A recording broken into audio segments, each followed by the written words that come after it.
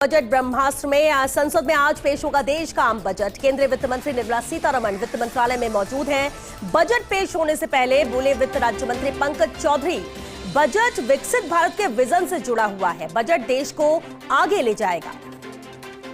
फिलहाल वित्त मंत्रालय में ही मौजूद है केंद्रीय वित्त मंत्री निर्मला सीतारमण, जहां टीम के साथ एक फोटो सेशन भी होगा और इसके बाद राष्ट्रपति भवन के लिए रवाना होंगी वित्त मंत्री। बजट देश को आगे ले जाएगा, ये कहना है वित्त राज्य मंत्री पंकज चौधरी का। उन्होंने कहा बजट विकसित भारत के विजन से जुड़ा हुआ है और बजट देश को आगे ले जाएगा। उम्मीद पूरे देश को है इस बार का बजट क्या उनके लिए लेकर आता है, कितना खास रहेगा। पहली बार है जब रविवार को बजट पेश हो रहा है और अब तक में दूसरी बार है जब शेयर मार्केट भी रविवार के दिन खुला है। हालांकि इससे पहले 1999 में भी रविवार के दिन शेयर मार्केट खुला हुआ था। और बजट के कई बड़े फैक्टर्स रहेंगे।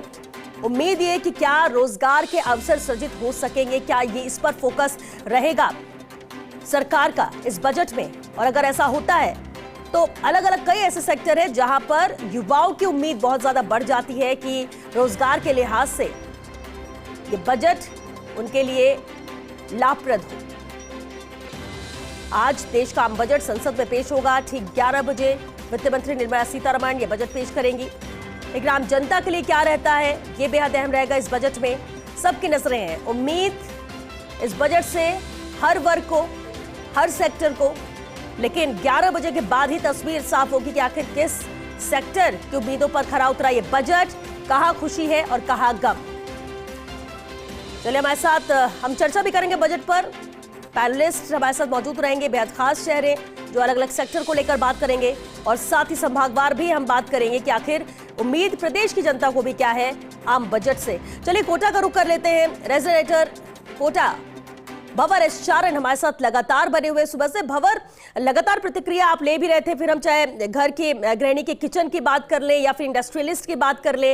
वक्त जैसे जैसे आगे बढ़ रहा है, क्योंकि महज 2 घंटे का वक्त और है जब देश का बजट सबके सामने होगा। बजट पढ़ना शुरू करेंगे वित्त मंत्री। लेकिन कोटा जो कि कोचिंग सिटी है, उम्मीद उसे भी बहुत ज्यादा है। और क्या कुछ प्रतिक्रिया लोगों की आ रही है इस बजट को लेकर?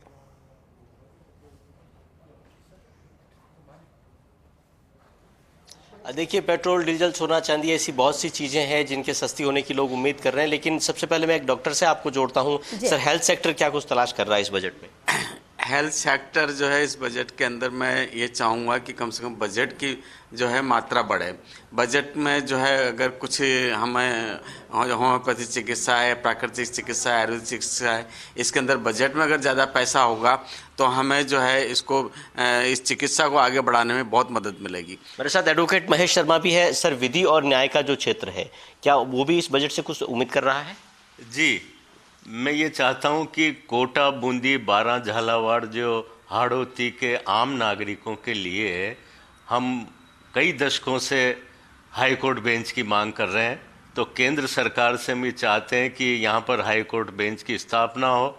इसके अलावा वकीलों के सुरक्षा के लिए एडवोकेट प्रोटेक्शन एक्ट भी लागू किया जाना चाहिए। वकीलों के वेलफेयर के लिए एक फंड बने जिसमें केंद्र सरकार उसमें सहायता दे ताकि वकीलों का आर्थिक रूप से जीवन सुरक्षित हो सके। ऐसी हमें काम। सर, क्या उम्मीद कर रहे हैं? पेट्रोल डीजल क्या जीएसटी के दायरे में आ सकते हैं? सोना चांदी भी लोग उम्मीद कर रहे हैं कि सस्ता होगा। बिल्कुल, पेट्रोल डीजल को जीएसटी के दायरे में आना चाहिए, जिससे कि उसके दाम में जो कि राज्य सरकार की जो मोनोपोली है वो खत्म हो जाए और एक इससे दर जो है वो पूरे देश में लागू हो जाए। और सोना चांदी के भाव जिस हिसाब से बढ़ रहे हैं, लोग आज सबसे ज़्यादा परेशान है जिनको अपने बच्चों के विवाह वगैरह करना है उस वजह से। तो हम चाहते हैं कि सरकार इस पे कोई सख्त कानून लेके आए ताकि जो दरें हैं वो नियंत्रित हो। क्या कुछ तलाश कर रहे हैं बजट में आप? बजट में सबसे पहले स्किल डेवलपमेंट की बहुत ज़्यादा आवश्यकता है। स्टार्टअप्स को प्रोत्साहन देना चाहिए। उसी के साथ मैं कहना चाहूँगा कि जिस तरीके से पिछले बजट में निर्मला सीतारमण जी ने देश के मध्यम वर्ग को खुश किया था, इस बार भी वो ऐसा कुछ जादू की जड़ी चला है जिससे कि जो आम नागरिक आज परेशान है वो एक उसमें खुशी की लहर हो। तो जादू की जड़ी सीनियर सिटीजन भी तलाश कर रहा है? जी हाँ,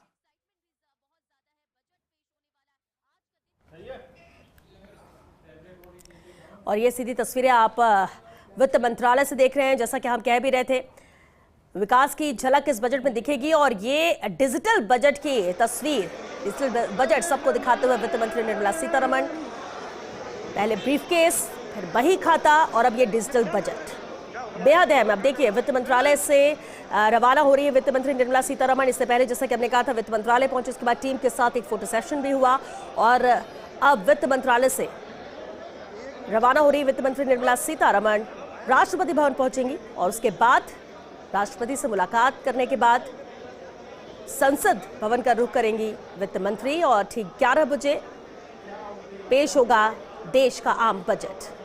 वित्त मंत्रालय से रवाना हो चुकी हैं निर्मला सीतारमण।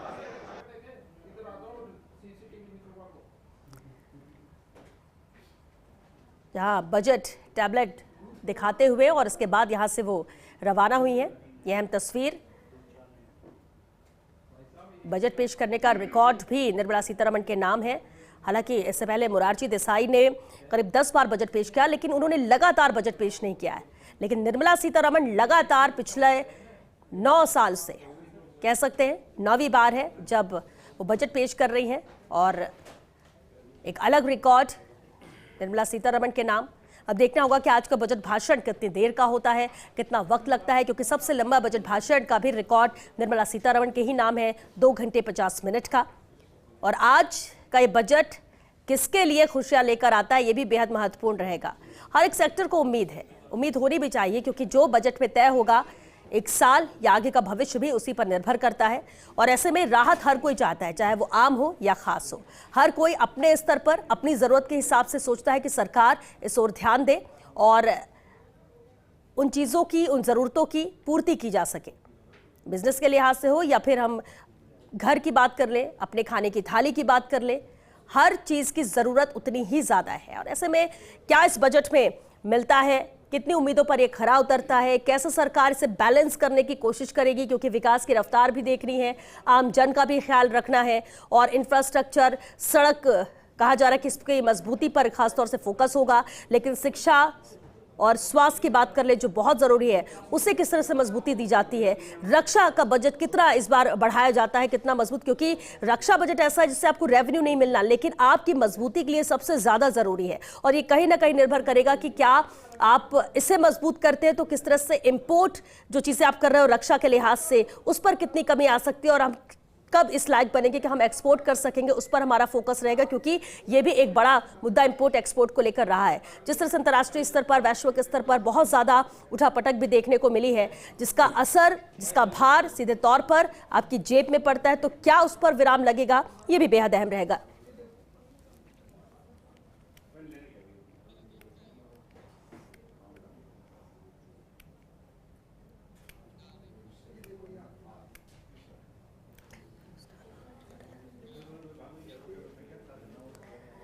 तो बजट ब्रह्मास्त्र में उम्मीद सबको बहुत ज्यादा है। इस बजट से लेकर तो चर्चा करना भी इसमें बनता है और लाजमी है कि आखिर हर एक सेक्टर को उम्मीदें क्या है, ताकि बाद में, अभी हम प्री बजट चर्चा कर रहे हैं तो पोस्ट बजट चर्चा में भी ये चीजें सामने आएंगी कि उम्मीदों पर कितना खरा उतरा है ये बजट, किस पर सरकार का ज्यादा फोकस था। और एक बेहद खास बड़ा पैनलिस्ट हमारे साथ मौजूद, एक बड़ा पैनल मौजूद है और हम सभी एक पैनलिस्ट से आपको रूबरू करा देते। हमारे साथ चर्चा में मौजूद हैं हुसैन खान जी, प्रेसिडेंट है होटल फेडरेशन ऑफ राजस्थान से। स्वागत है हुसैन जी आपका।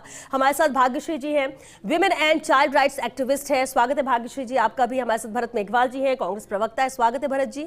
सचिन जैन जी भी हमारे साथ है, बीजेपी प्रवक्ता है। सचिन जी आपका भी बहुत स्वागत है। साथ ही बनेचंद जैन जी भी हमारे साथ है, all Rajasthan agriculture trade industries association के अध्यक्ष है। बहुत स्वागत है आपका भी सर। और इसके अलावा, क्योंकि हम देखिए अलग अलग सेक्टर को लेकर चर्चा, सीए रितुल पटवा जी भी हमारे साथ है, चार्टर्ड अकाउंटेंट है, कर सलाहकार है। बहुत स्वागत है रितुल जी आपका भी। चर्चा की शुरुआत करते हैं और रितुल जी आपसे ही करते हैं, क्योंकि जब हम आम जन की बात करते हो, जब आम बजट की बात करते हो, तो हर एक की नजर एक चीज पर होती है, टैक्स। क्या राहत मिल सकती है, क्योंकि पिछली बार उम्मीद इतनी ज्यादा नहीं थी कि सीधे 12 लाख कर दिया जाएगा, 12,75,000, और इसके बाद उम्मीद अब ये की जा रही है कि इस बार करीब 14 लाख या 13 लाख तो होना ही चाहिए। कितनी उम्मीद टैक्स के लिहाज से आम जन का करना जरूरी है और पॉसिबिलिटी है कि हो सकता है? प्राइमरीली आपको ये समझना पड़ेगा कि सरकार का डायरेक्शन क्या जा रहा है। तो सरकार ने पिछले 10 से 12 सालों के अंदर एक ट्रेजेक्टरी सेट की है जिसके अंदर अलग अलग सेक्टर्स को कवर किया है। लास्ट ईयर का जो सेक्टर था वो एक आम आदमी का बजट था जिसके अंदर एक आम आदमी की थाली को बड़ा किया गया था, 12 लाख तक की इनकम को एग्जेम्प्ट किया गया था। परंतु ये जो साल है ये एक अजीब सा साल है जिसके अंदर हम लोग देश से ज्यादा हम लोगों को बात करनी है जियोपॉलिटिकल सिनेरियो की। पूरी दुनिया जो आज जिस सिनेरियो के अंदर वर्क कर रही है वो एक बहुत ही विशिष्ट सिनेरियो है और मुझे ऐसा लगता है कि ये पूरा बजट जो फोकस होगा वो जियोपॉलिटिकल सिनेरियो पे होगा। सबसे ज्यादा जो अमेंडमेंट्स आने चाहिए वो कस्टम्स ड्यूटी के अंदर इंपैक्ट आना चाहिए बिकॉज द पूरा वर्ल्ड, ये जो एंटायर वर्ल्ड है ये केओस की स्टेज में और इस केओस के अंदर निर्मला सीतारमण जी पे सबसे ज्यादा इंपॉर्टेंट होगा कि इंडियन इकोनॉमी को स्टेबलाइज करें, हमारे व्यापार को बचाएं, ग्लोबल सिनेरियो के अंदर हमारे यहाँ कैसे फंडिंग ज्यादा से ज्यादा आएगी, कैसे पूरी दुनिया का पैसा भारत की तरफ आएगा, कैसे ज्यादा से ज्यादा व्यापार यहाँ लगेंगे, क्योंकि अल्टीमेटली सरकार जॉब नहीं देगी, जॉब देगा व्यापारी। तो as and when you get that व्यापारी टू कम टू इंडिया, मतलब आपको किसी भी तरीके से पूरी दुनिया के व्यापारियों को हिंदुस्तान में लेके आना पड़ेगा, इन्वेस्टमेंट हब बनाने पड़ेगा इंडिया को। यहाँ के जो कस्टम ड्यूटी के नॉर्म्स हैं उसके अंदर कोई ना कोई अमेंडमेंट आना चाहिए। There should be some major amendment in respect of global transaction, foreign investment and custom duties. This is what I think. जहां तक पर्सनल टैक्सेशन की बात करें या कॉर्पोरेट टैक्सेशन की बात करते हैं, मुझे ऐसा लगता है कि ऑलरेडी सरकार बहुत कुछ कर चुकी है और अगर इंक्रीमेंटल वो 1-2 लाख रुपए कर भी देती है तो उससे कोई मेजर इंपैक्ट मेरे हिसाब से आम व्यक्ति के ऊपर नहीं पड़ने वाला। 1 लाख की इनकम वाला ऑलरेडी एग्जेम्प्टेड है और कुछ ना कुछ सरकार को ध्यान एटलीस्ट देश के रेवेन्यू का भी रखना पड़ेगा। तो आज की डेट में मैं किसी भी रूप में नया further extension of any individual taxation पे कट मैं नहीं देखता हूँ।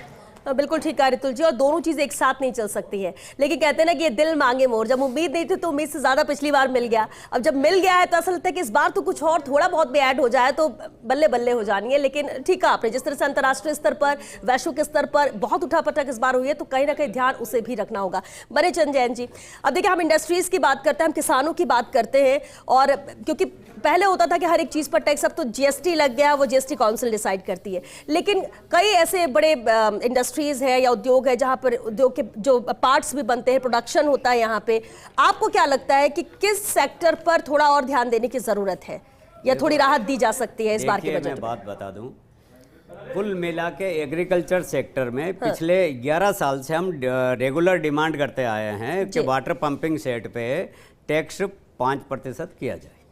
यह टैक्स फ्री की मांग की थी, पर हाँ जब तक आप फ्री नहीं करते 18% बहुत ज़्यादा है। ये 25,000 से लेके 1.25 लाख रुपए तक का पंप आता है। 18% टैक्स सारा डायरेक्टली इसका बोझ पड़ता है जो किसानों पे पड़ता है। और हम बार बार ये मांग करते हैं यदि वाटर पंपिंग सेट पे आप टैक्स 5% भी एक बार कर देते हैं तो इसका फ़ायदा डायरेक्टली किसान को मिलेगा, क्योंकि सबमर्सिबल पंप जो काम में आता है एक्सक्लूसिव किसानों का ही काम आता है जी, जो वाटर लिफ्टिंग के काम आता है। और इसमें लगने वाले पार्ट्स के भी टैक्स 5% ही होना चाहिए, क्योंकि इसका जो असेंबल होता है ना, यदि इसके पार्ट्स पे 18% टैक्स हो गया तो असेंबल करने के बाद ये फिर महंगा पड़ जाएगा, उसका कोई अर्थ नहीं रहेगा 5% टैक्स कम करने का। और इसमें लगने वाला वाइंडिंग वायर होता है जो इसका मैग्नेट बनाता है। वाइंडिंग वायर की कीमत अभी साल भर पहले 750 रुपये किलो थी, अब हो गई 1500 रुपये किलो। अब 1500 रुपये किलो पर आप 18% टैक्स लगाते हैं, मतलब 200 रुपये किलो तो सिर्फ टैक्स ही टैक्स हो गया। इसका बोझ सीधा सीधा किसानों पे पड़ता है। तो हमने कहा था वाइंडिंग वायर पे कम से कम 5% टैक्स किया जाए, इसका किसानों को फायदा मिले। और यहाँ पे जो मिक्सी मोटर, ये अपने छोटी मोटरें, वाटर पंपिंग सेट, बड़ी मोटरें, इलेक्ट्रिक के जितने भी साधन हैं उन पे सब में वाइंडिंग वायर लगता है। तो इम्पोर्टेड जो चाइनीज प्रोडक्ट है वो अभी बाजार में जाता है, ज़्यादा आ रहे हैं, पंखे, कूलर, मिक्सी, ये सब। तो ज़्यादा बढ़िया ये रहे कि इस पे टैक्स यदि 5% हो जाए तो वहाँ से आना बंद हो। करके इसी पर अगर कम कर दिया जाए तो बहुत सारे ऐसे प्रोडक्ट है जिस पर राहत इनडायरेक्टली मिलेगा अगर इस पे कम कर देते हैं तो। बिल्कुल बिल्कुल ठीक है सर, अब उम्मीद तो रखिए, आपने कहा कि हर साल रखते हैं, कभी तो सुनवाई होगी, कभी तो शायद बजट में शामिल कर लिया जाए, क्योंकि हर सेक्टर को, हर एक वर्ग को सरकार ध्यान में देना चाहती है। लेकिन ये हमें भी समझना होगा कि हर बजट में ध्यान सरकार ने दिया ही नहीं है। हाँ। माफ करना, 11 साल से मैं ये आपको नहीं लगता 11 साल में कुछ भी नहीं, बिल्कुल नहीं किया। वेट में 4% टैक्स था, हरियाणा में माफ था वाटर पंपिंग सेट, पंजाब में माफ था, तमिलनाडु में माफ था, राजस्थान में 4% था वेट, अब इसको कर दिया 18%। हमारे पे तो उल्टा कुठाराघात हुआ है, बिल्कुल चलिए, भी हो सकता फायदा है नहीं हुआ 11 राजस्थान के बजट में शायद कुछ हो जाए। देखो मांग तो करते आए। ठीक है, हुसैन खान जी भी हमारे साथ है। हुसैन जी, हम होटल की बात करते हैं और होटल टूरिज्म के लिहाज से भी और कई ऐसे अलग उसमें देखा जाए तो इम्पोर्टेंस भी बहुत ज़्यादा है। हमें लगता है सामने से देखकर आमजन को कि इनको तो प्रॉफिट ही होता है, ये तो फायदे वाले हैं, लेकिन जो इसे चलाते हैं, जो उसके पीछे से हैं, वो बेहतर बता सकते हैं कि इनमें समस्या क्या होती है। आप इस बजट से उम्मीद क्या कर रहे हैं कि सरकार का ध्यान किस ओर दिलाना चाहेंगे? हालांकि जो बनना है, जो होना है, वो तो तय हो चुका है, लेकिन उम्मीद आपकी क्या है? देखिए, पर्यटन सेक्टर केवल पर्यटन विभाग के लिए आप कोई बजट निर्धारित करें उस पर तो निर्भर करता है या नहीं करता वो अलग बात है, लेकिन पर्यटन इस बात पर भी निर्भर करता है कि आदमी के पास जो सेविंग है, आज जो उसके पॉकेट में पूंजी बची हुई है, उसके जीवन में खर्चा करने के बाद में उस पूंजी को वो खर्च करता है, और उस पूंजी को वो जब खर्च करता है जब उसको लगता है कि आने वाला उसका भविष्य सुरक्षित है। आज अगर किसी व्यवसायी को लगता है कि उसका व्यवसाय आने वाले दिनों में सुरक्षित है, निश्चित रूप से वो अपने बचत को खर्च करेगा। अगर किसी को लगता है मेरी प्राइवेट सेक्टर में नौकरी है, गवर्नमेंट सेक्टर में नौकरी है, या कोई भी उद्योग में व्यापार में कर रहा हूं, वो जो बचत मेरी है वो सुरक्षित है। आज इस देश के अंदर मैं माननीय प्रधानमंत्री नरेंद्र मोदी जी की मैं तारीफ इसलिए करूंगा कि इस देश के प्रत्येक नागरिक को उन्होंने सुरक्षित किया है, चाहे वो आर्थिक रूप से होंगे, चाहे वो स्वास्थ्य के सेक्टर से होंगे या किसी अन्य बात से होंगे। अगर आदमी को यह लगता है कि मैं अगर बीमार हो जाऊंगा तो मेरे पास में पैसे कहां से आएंगे, आपने आयुष्मान योजना ला करके उसके जीवन को सुरक्षित कर दिया।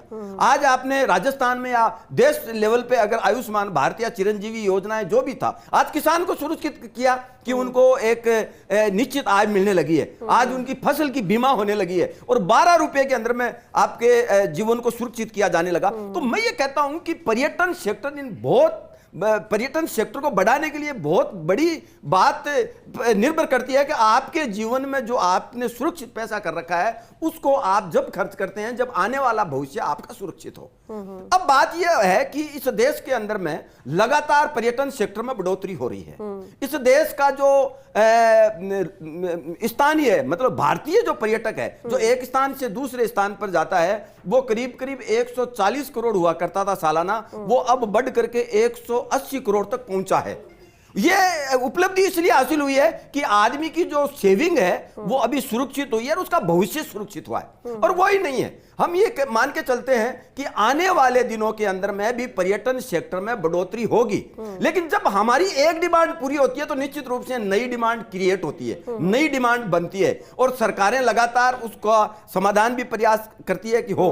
हम ये कहते हैं कि देश के अंदर में अगर पर्यटन सेक्टर को और बढ़ाना है तो हमें वीजा ऑन अराइवल सुविधा देने ज्यादा से ज्यादा देशों को देने की जो है प्रावधान करना चाहिए, क्योंकि वो सभी देश जहां पर वीजा ऑन अराइवल सुविधा है वहां पर पर्यटकों की संख्या लगातार बढ़ी है। भारतवर्ष के अंदर में वीजा ऑन अराइवल की सुविधा हमारे जो फ्रेंडली देश है उनको देने का ज्यादा से ज्यादा प्रावधान होना चाहिए। उसमें आप अपने नियम कायदे जो भी होते हैं जो हमारे दुश्मन देशों के लिए अन्य देशों के लिए डाल सकते हैं, वो अलग बात है। और मैं ये कहता हूं कि जो हमारी जीएसटी का जो सिस्टम है उसमें 20 लाख तक की सर्विस सेक्टर में जीएसटी फ्री है अभी, उसके लिए हम धन्यवाद देते हैं माननीय नरेंद्र मोदी जी सरकार को। लेकिन जो रिटेल सेक्टर है वहां 40 लाख तक फ्री है। तो हम ये कहते हैं जो छोटे होटल है, छोटे मोटल है, छोटे गेस्ट हाउस है, उनके लिए रिटेल व्यापारियों को जो 40 लाख तक की सुविधा दी जाती है वो इस पर्यटन सेक्टर में भी की जा सकती है, जिससे छोटे जो होटल है, छोटे मोटल्स है, उनको एक बड़ा रिलैक्स मिलेगा। ठीक है, और बढ़ावा भी मिलेगा। बिल्कुल ठीक कहा आपने। ये अलग अलग पॉइंट्स हैं होटल सेक्टर को लेकर। भाग्यश्री जी भी हमारे साथ हैं। भाग्यश्री जी, हम जब इस बजट की बात करते हैं, सेक्टर की बात करते हैं, तो महिला, बच्चे, इन्हें स्वास्थ्य चाहिए और सुरक्षा चाहिए मुख्य रूप से। आप उम्मीद क्या कर रही हैं इस बार? देखिए, आधी आबादी की जब बात आती है तो ऑब्वियसली बजट बहुत इंपॉर्टेंट हो जाता है, क्योंकि आधी आबादी की पूरी निगरानी सरकार पे होती है। और लंबे समय से हम लोग देख रहे हैं कि सरकार जो है महिला सशक्तिकरण को लेके बहुत ज़्यादा प्रतिबद्ध है। और ऑब्वियसली वुमेन लेड डेवलपमेंट की हम लोग बात करते हैं, जहाँ पे अधिकतर योजनाओं के केंद्र में महिलाओं को रखा गया है। बहुत अच्छी बात है, लेकिन अभी भी कुछ सेक्टर्स ऐसे हैं जहाँ पे बहुत दूरगामी हम लोग देख पाते हैं। जैसे मान लीजिए कि आर्थिक क्षेत्र हम देखें और महिला सुरक्षा जिस हिसाब से बहुत इंपॉर्टेंट मुद्दा बन रहा है, उन दोनों को भी साथ में लेकर चलने की ज़रूरत है। और बहुत लंबे समय से बहुत सारी प्रतिबद्धाएं सरकार हर साल करती है, बहुत सारे कमिटमेंट्स होते हैं, लेकिन मेरा ये मानना है एक महिला के तौर पे, सारी महिलाओं के तौर पे, कि इस बार का जो बजट हो वो आउटकम बेस्ड हो, उसमें दिखे कि जो चीज सरकार दे रही है वो ग्राउंड पे हमें दिख भी रही है, वो परिवर्तन हमें दिख भी रहे हैं, वो महिलाओं को दिख भी रहे हैं। और लंबे समय से हम लोग देखें तो महिलाओं के लिए 3 ही चीजें मुख्य आधार रही हैं, वो शिक्षा है, वो कौशल विकास है और वो जो हमारी सुरक्षा है। तो इनको ध्यान में रखते उम्मीद है कि जिस हिसाब से अभी हमारी जो डिजिटल सुरक्षा को लेकर जो बात हो रही है, जो वन स्टॉप केंद्र है उनको और सशक्त किया जाए, जो मार्केट ड्रिवन अप्रोच है उसको और ज्यादा महिलाओं फ्रेंडली किया जाए। तो ये सारी चीजों को देखते हुए महिलाओं के तौर पे मुझे लगता है कि अब और ज्यादा उम्मीद है महिलाओं को कि उनके फ्रेंडली बजट। बिल्कुल बिल्कुल ठीक कहा आपने। क्योंकि मैं सचिन जी का रुख करूं उससे पहले बड़ी खबर है कि गिरावट के साथ शेयर बाजार आज खुला है, क्योंकि बहुत खास रहता है नजर जहां बजट पर रहती है साथ ही साथ शेयर बाजार पर भी रहती है। रविवार का दिन है, पहली बार रविवार को बजट पेश हो रहा है, रविवार के दिन शेयर बाजार भी खुला हुआ है, लेकिन गिरावट के साथ शेयर बाजार खुला हुआ है। रितुल जी एक कमेंट इस पर चाहेंगे, इससे क्या फर्क पड़ता है, ये किस ओर इशारा?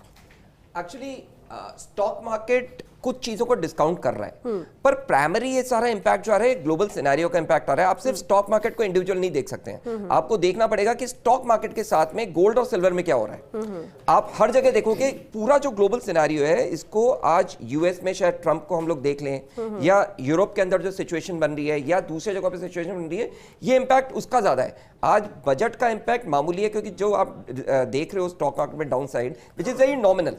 ये हो सकता है कि बजट आए तब तक ये पॉजिटिव हो जाए, और उम्मीद मैं यही कर रहा हूं कि आज जब सेंसेक्स हम क्लोज होते हुए देखेंगे तो आई एम एक्सपेक्टिंग कि ये पॉजिटिव में ही क्लोज होना चाहिए। बिल्कुल, और यही उम्मीद पूरा देश करे, खासतौर जो शेयर बाजार से जुड़े हुए लोग हैं। लेकिन सचिन जी, गरीब किसान किसके लिए खास रहेगा, किसके लिए उम्मीदें ज्यादा रहेंगी इस बजट से, क्या उम्मीद की जाए? क्योंकि सरकार के लिए करने को तो बहुत कुछ है, उम्मीदें बहुत ज्यादा है, लेकिन किस पर फोकस रहता है ये तो बजट बताएगा। लेकिन सरकार आपकी, इसलिए सवाल ये आपसे। धन्यवाद जी। ये जो बजट होगा गरीब के लिए होगा, युवाओं के लिए होगा, नारी के लिए होगा और हमारे किसान के लिए होगा। हर एक वर्ग को इसमें छूने की पूरी कोशिश की जाएगी इस बजट में। और जैसा आपने बताया कि ग्लोबल परिवेश इस बार बहुत इंपॉर्टेंट रोल प्ले करेगा बजट के अंदर डिसाइड करने में। रितुल भैया ने जैसा बोला है कि हमारे जो कस्टम ड्यूटी है उसके अंदर हमारे रिबेट आने की बहुत उम्मीद है। सोने चांदी के कंट्रोल के लिए उसके अंदर भी कस्टम ड्यूटी के ऊपर इफेक्ट आना है। इंपोर्ट को लेकर हम एक्सपोर्ट बढ़ाने और इंपोर्ट को कैसे कम करें और किस डिफरेंट एस्पेक्ट को हम इसको देख सकते हैं इस बजट में, उसके ऊपर भी विचार होगा। साथ ही साथ इनकम टैक्स के रिगार्डिंग जो बात आई थी, तो उसमें जो उम्मीद है वो ये है कि हम 80D के अंदर हमारा प्रोविजन के अंदर एनहांसमेंट होने की उम्मीद है। न्यू रिजीम में 80D प्रोविजन को लेके आने की बात चल रही है, और हमारा NPS के अंदर जो इन्वेस्टमेंट हो रहा था उसको भी बढ़ाने की उम्मीद है और उसको न्यू रिजीम में लाने की बात चल रही है। स्टैंडर्ड डिडक्शन जो है वो 75,000 से 1 लाख रुपए करने की बात चल रही थी, जैसा हमें उम्मीद है कि इस बजट में आना चाहिए। नए रूल्स आएंगे, जो नया एक्ट आने वाला है 1 अप्रैल 2026 से, तो उस रूल्स से कई सारी एम्बिग्यूटी जो पुराने अमेंडमेंट्स के थ्रू या प्रोविजो सब प्रोविजो के थ्रू आई थी वो दूर होने की पूरी संभावना है। जैसा होटल इंडस्ट्री के लिए अभी बात चली कि 20 लाख रुपए की लिमिट को 40 लाख करना चाहिए, ऐसा मानना है 2016 के बाद में GST की जो बेसिक लिमिट थी वो 20 लाख और 40 लाख डिसाइड हुई थी, वो शायद इस बार बढ़े, इस बजट में 25 और 50 लाख कर दें या और चेंज करने के मानस इस बार हो सकता है। ये इसके अलावा आपने कहा शेयर बाजार, तो ये शेयर बाजार का जैसा रितुल जी ने बोला है कि ये इफेक्ट ग्लोबल सिनेरियो का है। चाइना ने कल गोल्ड पे और सिल्वर पे जो अपनी कमेंट दिया उसका इफेक्ट है, देखिए 127 पॉइंट ही रह गया, 300 पे खुला था। देखते हैं इस इफेक्ट को हमारा बजट बदल पाता है या नहीं, ये भी बेहद आएगा, उसके बाद इसका इफेक्ट काउंट होगा। भरत मेघवाल जी हमारे साथ है, कांग्रेस प्रवक्ता। भरत जी, अभी सबको आपने सुना, सबकी प्रतिक्रिया, और क्योंकि ये उम्मीद कायम है 11 बजे तक, जब तक बजट आता नहीं है और उसके बाद ही तस्वीर बदलेगी। लेकिन विपक्ष में होने के नाते पिछली बार भी आप लोगों को कुछ खास नहीं लगा था बजट में, इस बार क्या विपक्ष भी उम्मीद कर रहा है कि कुछ सेक्टर्स है, कुछ चीजें हैं जिन्हें सरकार को शामिल करना चाहिए, तो वो क्या है? उम्मीद तो देखिए देश का हर एक नागरिक करता है, और एक देश के हर एक नागरिक की तरह हम भी ये पूछना चाहेंगे कि क्या इस बजट में आम नागरिक को सुविधा मिलेगी, क्या आम नागरिक को जो रोजमर्रा की जरूरतों की चीजें हैं वो सस्ती होंगी, चाहे गैस हो गया, बिजली हो गई, पेट्रोल, डीजल, दूध, सब्जी वगैरह हो गए। आज ही आपने देखा कि गैस 50 रुपए महंगा आज से हो चुका है। आज प्रति व्यक्ति जो आय है वो प्रति व्यक्ति आय 2013-14 में जो थी वो लगातार गिरती चली आज जा रही है, और घरेलू जो हमारी बचत है वो बचत भी हमारी कम होती जा रही है। आज प्रति व्यक्ति आय हमारी है 2.34 लाख सालाना, जो कि पूरे विश्व के अंदर 140वें नंबर पर है। और अभी जिस तरीके से फॉरेन की बात हो रही थी, इंपोर्ट एक्सपोर्ट की बात हो रही थी, आज आप ये देखिए कि लगातार जो हमारा इंपोर्ट है, इंपोर्ट हमारा बढ़ता जा रहा है और जो एक्सपोर्ट है, एक्सपोर्ट हमारा कम होता जा रहा है, जिसके कारण आज 24 लाख करोड़ का हमारा ये डेफिशिएट है। और आज रुपए की कीमत कहां गई? आज रुपए 92 पे आ गया डॉलर के मुकाबले। जब मनमोहन सिंह जी की सरकार थी तब लगातार रुपए के ऊपर प्रहार किया जाता था, लेकिन आज रुपए के ऊपर बोलने वाला कोई नहीं है। हमारा फॉरेन जो रिजर्व है, फॉरेन रिजर्व भी इस हिसाब से नहीं बढ़ पा रहा। जो सोने चांदी के हम जो भाव देख रहे हैं, उस भाव का एक कारण ये भी है। एफडीआई की भी बात हो रही थी, एफडीआई यहाँ इन्वेस्टमेंट क्यों नहीं कर रहे? एफडीआई लगातार पिछले 4 महीने से हमारे यहाँ नेगेटिव जा रहा है। अप्रैल 2024 में 25,850 करोड़ का इन्वेस्टमेंट था, जो नवंबर 2025 में 9,730 करोड़ हो गया। मतलब पिछले एक साल के अंदर 63% गिरावट एफडीआई में आई है। और जिसका सबसे बड़ा कारण क्या है कि यहाँ जो घोषणाएं बजट में की जाती है उसकी अकाउंटेबिलिटी नहीं है। आज जो बाहर के जो इन्वेस्टर है वो इस देश के अंदर नजर गड़ाए तो बैठे हैं, लेकिन उनको पता है कि यहाँ की जो घोषणाएं करेंगे और जो यहाँ के डेटा आ रहे हैं वो डेटा के ऊपर उनको विश्वसनीयता नहीं है। जिसका कारण है कि आईएमएफ ने जो भारत की डेटा जो रिपोर्ट होती है, उस डेटा रिपोर्ट के आधार पर सी क्रेडिट रेटिंग दे दी है हमको। और हमारा जो आपको बताऊं, भारतीय कंपनियों का जो विदेश में निवेश है, यानी हमारे भारतीय विदेश कंपनियों में जो निवेश कर रहे हैं वो 14 अरब डॉलर से बढ़कर 24 अरब डॉलर हो गया है। हमारे देश के जो बिजनेसमैन है हमारे देश में निवेश ना करके बाहर विदेशों में जा रहे हैं। तो कहीं ना कहीं हम जो विकसित भारत की बात कर रहे हैं, विकासशील भारत की बात कर रहे हैं, हम चौथी अर्थव्यवस्था, हम कह रहे हैं हम पहली अर्थव्यवस्था बन जाइए, लेकिन अगर हमारी जेब में पैसा नहीं बचेगा, हम पे कर्ज का भार बढ़ता जाएगा। 250% इस देश के ऊपर कर्ज का भार बढ़ गया। जीडीपी के में जहां मैन्युफैक्चरिंग यूपीए की सरकार में 15% होता था, आज वो योगदान 12% रह गया। डॉलर के मुकाबले जीडीपी में वृद्धि 1.5% है और रुपए जो 6.5% से डेप्रिशिएट हो रहा है। तो हम बड़ी बड़ी बातें जरूर कर सकते हैं इस देश के अंदर कि हम ऐसा कर रहे हैं, विकसित भारत बना रहे हैं, 2047 का विजन देख रहे हैं, लेकिन एक आम नागरिक की जेब की जो घरेलू बचत है वो लगातार कम होती जा रही है, लगातार महंगाई बढ़ती जा रही है। इस देश के अंदर मनरेगा एक ऐसी स्कीम थी जो गांव में रोजगार सृजन करती थी, आपने उसको खत्म कर दिया। राजस्थान में ईआरसीपी के लिए लगातार हमने कहा क्या उसको राष्ट्रीय परियोजना आप बनाएंगे, उसके बारे में अभी तक आपने नहीं कहा। और सबसे बड़ा काम है गिग वर्कर्स। गिग वर्कर्स आज आप देख लीजिए, चाहे ब्लिंकिट हो, इंस्टामार्ट हो, फ्लिपकार्ट हो, अमेजन हो, लगातार इसकी तादाद बढ़ती जा रही है। 1.5 करोड़ से ज़्यादा आज गिग वर्कर्स काम कर रहे हैं। उसमें 40% लोग ऐसे हैं जिनकी तनख्वाह 15,000 से भी कम है। तो इस देश के अंदर जब तक हम अपने आम नागरिकों को राहत प्रदान नहीं करेंगे, कर्जे से मुक्ति नहीं देंगे, तो ना तो वो पर्यटन कर पाएगा, ना ही वो शेयर मार्केट में इन्वेस्ट कर पाएगा। बिल्कुल जिक्र किया है, वो एक आम आदमी के लिहाज से आपने बहुत सारे जरूरी सवाल बिठाए, इस पर भी हम चर्चा करेंगे, जिसका जिक्र इन्होंने भरत जी ने भी किया है। लेकिन इस बीच और चलिए चर्चा हम लगातार उम्मीदों पर कर रहे हैं कि आखिर इस बजट से उम्मीद क्या है। और हम हमारे दूसरे स्टूडियो का रुख कर लेते हैं, वहां से हम एसोसिएट एडिटर निर्मल तिवारी और एसोसिएट एडिटर विमल कोठारी जी हमारे साथ जुड़ रहे हैं। निर्मल जी, आपका रुख करना चाहेंगे। चर्चा हम अलग अलग सेक्टर को लेकर कर रहे हैं, लेकिन आपको क्या लगता है कि इस बजट में क्या अहम है जो होना चाहिए? फिर हम चाहे रेलवे की बात कर लें, हम शेयर मार्केट की बात कर लें, हम टैक्स की बात कर लें, क्या लगता है आपको कि ये चीजें मस्ट होनी चाहिए? निर्मल जी। बजट है और देश का आम बजट है, तो निश्चित तौर पर आम नागरिक को इससे बहुत ज्यादा उम्मीदें होती हैं। अगर हम राजस्थान के परिप्रेक्ष्य में बात करें, क्योंकि निश्चित तौर पर देश का आम बजट जरूर है, लेकिन राजस्थान के परिप्रेक्ष्य में बात करें तो निश्चित तौर पर राजस्थान की फाइनेंशियल हेल्थ को किस तरह से इंप्रूव किया जाए, इसको लेकर कुछ योजनाएं इसमें आनी चाहिए। वो आम आदमी से जुड़ी हुई भी है। जैसे मैंने कहा कि शिक्षा, सड़क, स्वास्थ्य, पानी और बिजली, ईआरसीपी को राष्ट्रीय योजना घोषित करने की बात थी, वो लंबे समय से मांग चली आ रही है। उस पर कुछ ना कुछ इस तरह का केंद्र की तरफ से प्रावधान देखने को होना चाहिए इसके अंदर। साथ ही साथ जैसा मैंने कहा माइनिंग सेक्टर को आपको मजबूत करना है, क्योंकि प्री एम्बेडेड जो अभी जिस तरह की एक नीति अपनाई गई थी कि प्री एम्बेडेड इस तरह के मेजर मिनरल के ब्लॉक्स तैयार किए गए थे, लेकिन वो पहली उसकी जो प्रयास था वो विफल रहा था। लेकिन अब चूंकि अरावली का मामला ऐसा चल रहा है जिसको लेकर के फूंक कर कदम रखा जा रहा है, सुप्रीम कोर्ट ने अपने आदेशों को रोक लगाकर नए सिरे से उस पर कमेटी कमेटी बनाई। तो निश्चित तौर पर क्या राजस्थान के अंदर अरावली का भविष्य होगा, माइनिंग का भविष्य, अरावली से जुड़ी हुई माइनिंग का भविष्य क्या होगा, उसको लेकर सेंटर की तरफ से किसी न किसी योजना का इंतजार प्रत्येक राजस्थान वासी को है, क्योंकि माइनिंग सेक्टर प्रदेश का सबसे बड़ा सेक्टर है। दूसरा, अभी हम टूरिज्म सेक्टर की बात करें तो टूरिज्म सेक्टर को लेकर किस तरह की नीति सामने, एक स्पष्ट नीति आए ताकि न केवल पर्यटन व्यवसायियों को उससे लाभ हो, साथ ही साथ आम जनता को किस तरह से वो उसका लाभ मिले पर्यटन का, क्योंकि होम स्टे की हम बात करते हैं, पेइंग गेस्ट योजना की बात करते हैं, ऐसी कोई और योजना भी है जिसमें आम आदमी को इसका लाभ मिल सके, क्योंकि राजस्थान तो पर्यटन का राज्य है।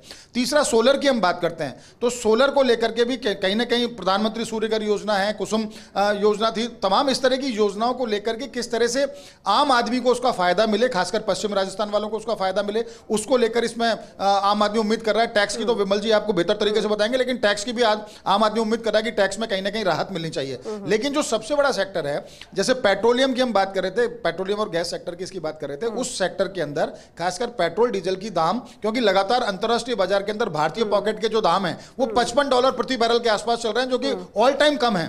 तो ऐसी स्थिति में कोई फायदा नहीं मिला अभी तक आम आदमी को, पिछले एक साल से पेट्रोल डीजल के दामों में किसी तरह की राहत नहीं मिली, तो चाहता है कि उसको राहत मिले।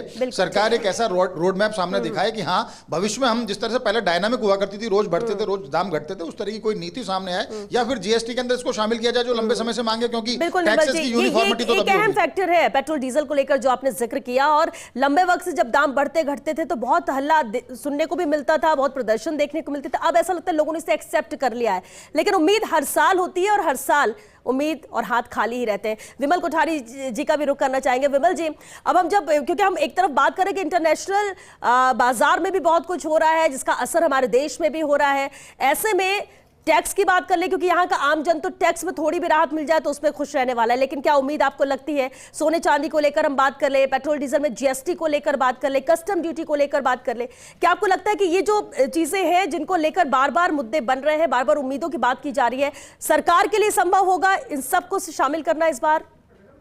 आपने सही कहा, आपने जो 3 मुख्य मुद्दे उठाए हैं, जिसमें एक इनकम टैक्स की बात की है, एक एक्सपोर्ट नीति की बात की है, एक जीएसटी की बात की है, सोने चांदी की बात की है। जहाँ तक सोने चांदी के ऊपर कस्टम्स ड्यूटी की बात करें तो कस्टम्स ड्यूटी जो पहले 15% थी, जिसे घटा करके पिछले बजट में सरकार ने 6% किया है। अब उस कस्टम ड्यूटी को और कम करने की डिमांड इंडस्ट्री की तरफ से है। इसका कारण ये है कि जो सोने और चांदी की जो बेस प्राइस है, उस बेस प्राइस में काफ़ी परिवर्तन हो चुका है। 2 दिन में हमने देखा है कि चांदी जो 4,20,000 रुपये के आसपास थी, वो घट के 2,97,000 के आसपास पहुंच चुकी है। इसके अलावा सोने की बात करें, सोने में करीब 40,000 रुपये के आसपास की गिरावट आई है। ये जो गिरावट आई है, इसके पीछे जो मुख्य मुद्दा है वो तो सटोरिया गतिविधि माना जा सकता है, लेकिन इंडस्ट्री को राहत देने के हिसाब से इस बात की पूरी प्रबल संभावनाएं हैं कि सरकार कस्टम्स ड्यूटी को लेकर के कुछ फैसले करे। इसके अलावा बुलियन के ऊपर वर्तमान में 3% की रेट से जीएसटी लगाया जा रहा है। उस 3% जीएसटी रेट को भी घटा करके 1.5% करने की इंडस्ट्री की डिमांड है। अब इसे लेकर सरकार क्या रुख अपनाती है, क्या घोषणाएं करती है, ये बजट भाषण में क्लियर होगा। सबसे महत्वपूर्ण बात, और वो है आयकर। किसी भी केंद्रीय बजट में जो मध्यम वर्गीय और वेतनभोगी कर्मचारी है, उनकी टकी बांधे वो बजट के अंदर आयकर घोषणाओं को लेकर रहती है। पिछले बजट में सरकार ने 12 लाख रुपए तक की आय को कर मुक्त कर दिया था। जो वेतनभोगी कर्मचारी थे उनको 75,000 रुपये का स्टैंडर्ड डिडक्शंस साथ में देने की घोषणा की थी। अभी जो उम्मीद है, वो मुख्य उम्मीद यही है कि जो 12 लाख रुपए की जो कर मुक्त आयकर सीमा है न्यू रेजिम में, उस न्यू रेजिम की आयकर मुक्त सीमा को बढ़ाया जाए। हालांकि इस बात की संभावनाएं कम नजर आ रही है। इसका कारण ये है कि इनकम टैक्स कलेक्शन की जो ग्रोथ है वो लास्ट जो मौजूदा आंकड़े थे उसके हिसाब से 8.2% के आसपास रही है, जिसे बहुत अच्छा नहीं कहा जा सकता।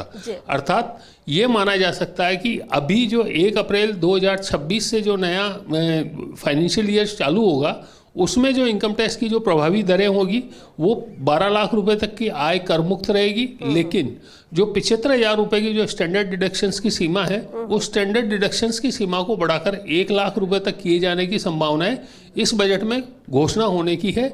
इसके अलावा जो पुरानी रेजिम के अंदर कुछ डिडक्शंस थे, जिन डिडक्शंस का लाभ करदाताओं को मिलता था, जिसमें मुख्य डिडक्शन स्वास्थ्य बीमा पर चुकाए गए प्रीमियम को प्रीमियम पर जो इनकम टैक्स की रिबेट थी, जिसे इनकम टैक्स कानून की धारा 80D में दिया जाता था, हो सकता है इस बार इस बजट में इस तरह की घोषणाएं भी हो जाए कि जो लाभ मतलब पुराने रेजिम में दिया जा रहा था उस लाभ को बढ़ाकर न्यू रेजिम में कर दिया जाए। श्वेता जी, जहाँ तक इनकम टैक्स कानून की बात करें, इनकम टैक्स कानून 1 अप्रैल 2026 से नया आयकर अधिनियम प्रभावी होने वाला है। हमने पहले भी दर्शकों को बताया है कि अभी इस नए इनकम टैक्स कानून को लेकर के रूल्स नहीं बने हैं। इस बात की पूरी संभावनाएं हैं कि इस बजट के अंदर सरकार की ओर से रूल्स को लेकर के एक रोड मैप पेश किया जाए। बिल्कुल विमल जी, और आपने जिक्र भी किया कि पहले क्या था, क्या उसमें सरकार ने बेहतर किया, लेकिन अब उम्मीद आमजन को उससे भी और बेहतरी की है। बहरहाल, क्योंकि हम अभी चर्चा भी कर रहे थे पैनलिस्ट के साथ भी, चलिए रिपोर्टर गली का रुख कर लेते हैं। लेकिन उससे पहले ये बेहद अहम तस्वीर, कहते भी हमारे यहाँ जब शुभ काम करने जाओ तो मुंह मीठा करके ही घर से निकलना चाहिए। तो राष्ट्रपति भवन में ये आप देख सकते हैं, राष्ट्रपति द्रौपदी मुर्मू वित्त मंत्री निर्मला सीतारमण को हो सकता है मीठा खिला रही हो, या हो सकता हो चीनी दही खाकर भी, क्योंकि हमारे यहाँ जिस तरह से रिवाज है कि जब कुछ शुभ हो तो दही चीनी खाकर घर से निकलना चाहिए। और ये वही नजर आ रहा है, जब कहते हैं हमारे घर के बड़े रवाना करते हैं घर से, तो कुछ यही तस्वीर नजर आती है। और एक बड़ा दिन है जब वित्त मंत्री पेश करेंगी बजट, लेकिन उससे पहले जिस तरह से राष्ट्रपति से उन्होंने मुलाकात की, चर्चा की, बजट की कॉपी उन्हें सौंपी, चीनी दही खाकर अब वो रवाना हो चुकी हैं संसद भवन के लिए। लेकिन अब चलिए हम रुख करते हैं रिपोर्टर गली का, वहां पर मौजूद है हमारी सहयोगी पूनम शर्मा सोलंकी, उनका रुख करते हैं क्योंकि हमारे अन्य जो सहयोगी हैं वो भी वहां पर मौजूद है, सेक्टर वाइज बात करते हैं। Poonam, over to you. Thank you Shweta, क्योंकि लगातार इस पर चर्चा करें, जानने की कोशिश कर रहे हैं कि आखिर इस बार किसका कल्याण होगा, क्योंकि प्रधानमंत्री नरेंद्र मोदी अपनी 4 जातियों का जिक्र करते, उसमें ही समावेश पूरे देश का, देशवासियों का, लेकिन कल्याण किसका होगा यही हम समझने की कोशिश करेंगे, क्योंकि उम्मीदें बहुत ज्यादा और जनता दिल मांगे मोर, ये हमेशा हम कहते हैं। लेकिन इसी पर चर्चा करने के लिए जानने की कोशिश करेंगे हमारे सहयोगियों से। हमारे साथ विकास शर्मा जी हैं, एसोसिएट एडिटर, सर आपका बहुत स्वागत है। डॉक्टर ऋतुराज जी हैं, सर आपका बहुत स्वागत है, एसोसिएट एडिटर। हमारे साथ एसोसिएट एडिटर अभिषेक श्रीवास्तव जी हैं, सर आपका भी बहुत स्वागत है। हमारे साथ सीनियर रिपोर्टर है भारत दीक्षित, आपका भी बहुत स्वागत है। सबसे पहले ऋतुराज जी, आपसे ही हम जानकारी लेना चाहेंगे। श्वेता, इनसे हम ओवरऑल अपडेट ले लेते हैं, क्योंकि बहुत सारी उम्मीदें हैं जीएसटी टैक्स को लेकर, क्योंकि जो पहले हुआ तो अब सस्ता क्या महंगा क्या, ये चीजें तो बहुत पीछे छूट गई है। इसके अलावा ट्रंप टैरिफ वॉर चल रहा है, और हम टैक्स स्लैब की बात करते हैं, जीएसटी ग्रोथ की बात करते हैं, बहुत कुछ ऐसा जिसमें जनता जानना चाहती है। लेकिन सबसे पहले आपसे हम रिएक्शन लेना चाहेंगे कि क्या उम्मीद। देखिए, जो संघीय जो ढांचा है देश का, उस ढांचे के हिसाब से बजट होना चाहिए। दूसरा ये है कि जो अंतर्राष्ट्रीय प्रभाव हैं लगातार पड़ते जा रहे हैं, तो ऐसे में क्या विकल्प नए हो सकते हैं, उनकी खोज करते हुए ये बजट हो सकता है। साथ ही साथ जिस तरह से एमएसएमई और मैन्युफैक्चरिंग सेक्टर में ग्रोथ नज़र आती है और सर्विस सेक्टर में ग्रोथ नज़र आती है, तो उसको समावेश करते हुए किस तरह से एक बेहतर विकास का रोड मैप बनाया जाए, वो बजट हो सकता है। साथ ही मध्यम वर्ग को किस तरह से साथ में लेकर और आगे बढ़ा जाए, तो वो कर प्रणाली या अन्य जो दायरा है उससे ठीक करके उसे संतुलित दृष्टिकोण अपना के वो एक बजट का एक भाग हो सकता है। लेकिन कई योजनाएं ऐसी हैं खास तौर पर लाभान्वित करने वाली, और ख़ास तौर पर राज्य सरकारों की, जिसके वजह से जो ओवरऑल ढांचा है अर्थव्यवस्था का और विकास का, वो कहीं ना कहीं डगमगाता है। तो इसको देखने की ज़रूरत है। अगर राजस्थान के परिप्रेक्ष्य में बात करें तो निश्चित तौर पर रिफाइनरी और मेट्रो 2 बड़ी परियोजनाएं हैं, जिसमें लगातार जो केंद्र के सहयोग की उम्मीद बरकरार रहती है। एक खास बात यह है कि जब ये वीबी राम जी का जो पारित हुआ था, उसके बाद का ये पहला बजट है, तो राज्य अपनी जिम्मेदारियां किस तरह से निभाएंगे, यह एक महत्वपूर्ण प्रश्न है। क्योंकि केंद्र से जो उनको एक सहयोग की थी उम्मीद नरेगा में, वह किस तरह से अब मॉडिफाइड होगी, और वह कैसे अपने को संतुलित कर पाएंगे, जो ये बजट में हो सकता है कि उसका कहीं रोड में दिखे। ग्रामीण क्षेत्रों में कहीं फंड कहीं ना कहीं कपा दिया जाए, विकास की निश्चित तौर पर ग्रामीण क्षेत्रों में विकास की किस तरह से रूपरेखा बने और सतत रोजगार कैसे बढ़ा, क्योंकि पलायन रोकना एक बहुत बड़ी समस्या है। शहरों में पलायन लगातार बढ़ रहा है, शहरीकरण इतना ज़्यादा हो रहा है, खुद आबादी क्षेत्र में इतनी सघनता हो गई है जिससे कि ट्रैफिक और अन्य समस्याएं हो रही हैं। तो ये तमाम समस्या चूँकि एक दूसरे से जुड़ी हुई हैं और महत्वपूर्ण प्रश्न रोजगार का, इस केंद्र और राज्य के इस संघर्ष में कहीं जो आम आदमी का जो रोजगार का जो सपना है वह कहीं मर नहीं जाए, वह कहीं टूट नहीं जाए, यह देखने की बड़ी ज़रूरत है। सर, आपने बहुत सारे बिंदु गिना दिए जिस पर विस्तार से हम चर्चा आगे भी करेंगे। विकास जी, क्योंकि आप चाहे हम एनर्जी सेक्टर की बात करें या मेडिकल सेक्टर की बात करें, चलिए संसद की तस्वीरें दिखाते हैं। Shweta, over to you.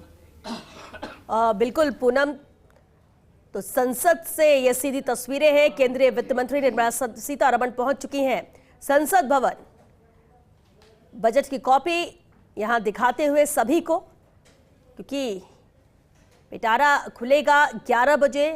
इस डिजिटल बजट में एक एक कर क्या सरकार की प्राथमिकता में रहा वो तस्वीर सामने आएगी, किस पर फोकस रहा, किस सेक्टर पर, कहां फिर राहत मिलती नजर आएगी और कहां महंगाई का इंजेक्शन लग सकता है।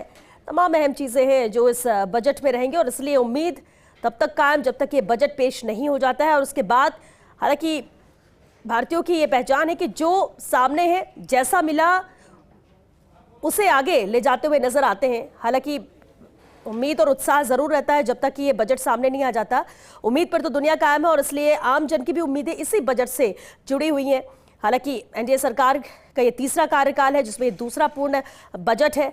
ऐसे में क्या कुछ इसमें रहता है, 5 राज्यों में चुनाव भी हैं विधानसभा के, तो क्या उन राज्यों पे फोकस हो सकता है, वो इस बजट में तस्वीर देखने को मिल सकती है, या फिर सेक्टर वाइज जिस तरह से हम बात कर रहे हैं, इंटरनेशनल लेवल पर जिस तरह से उठापटक जारी है, सोने चांदी के दामों को लेकर बात कर ली जाए, या फिर एविएशन सेक्टर को लेकर, क्योंकि बेहद महत्वपूर्ण रहा है। हवाई यात्रा किस कदर महंगी हुई, क्या दिक्कतें हुई थी जब इंडिगो एयरलाइंस पर उस दौरान वो यात्रियों ने फेस किया था, क्या इस पर भी लगाम लगाने के लिए कुछ नया शामिल हो सकता है इस बजट में, वो भी महत्वपूर्ण रहेगा। लेकिन ये बेहद अहम तस्वीर जहां फोटो सेशन संसद के बाहर इस बजट की कॉपी को दिखाते हुए वित्त मंत्री निर्मला सीतारमण, जहां सभी ने उन्हें शुभकामनाएं दी और प्रतिक्रिया निर्मला सीतारमण की आप देख ही रहे हैं, सभी का अभिवादन स्वीकार करते हुए। और अब संसद के अंदर वो एंट्री कर रही हैं।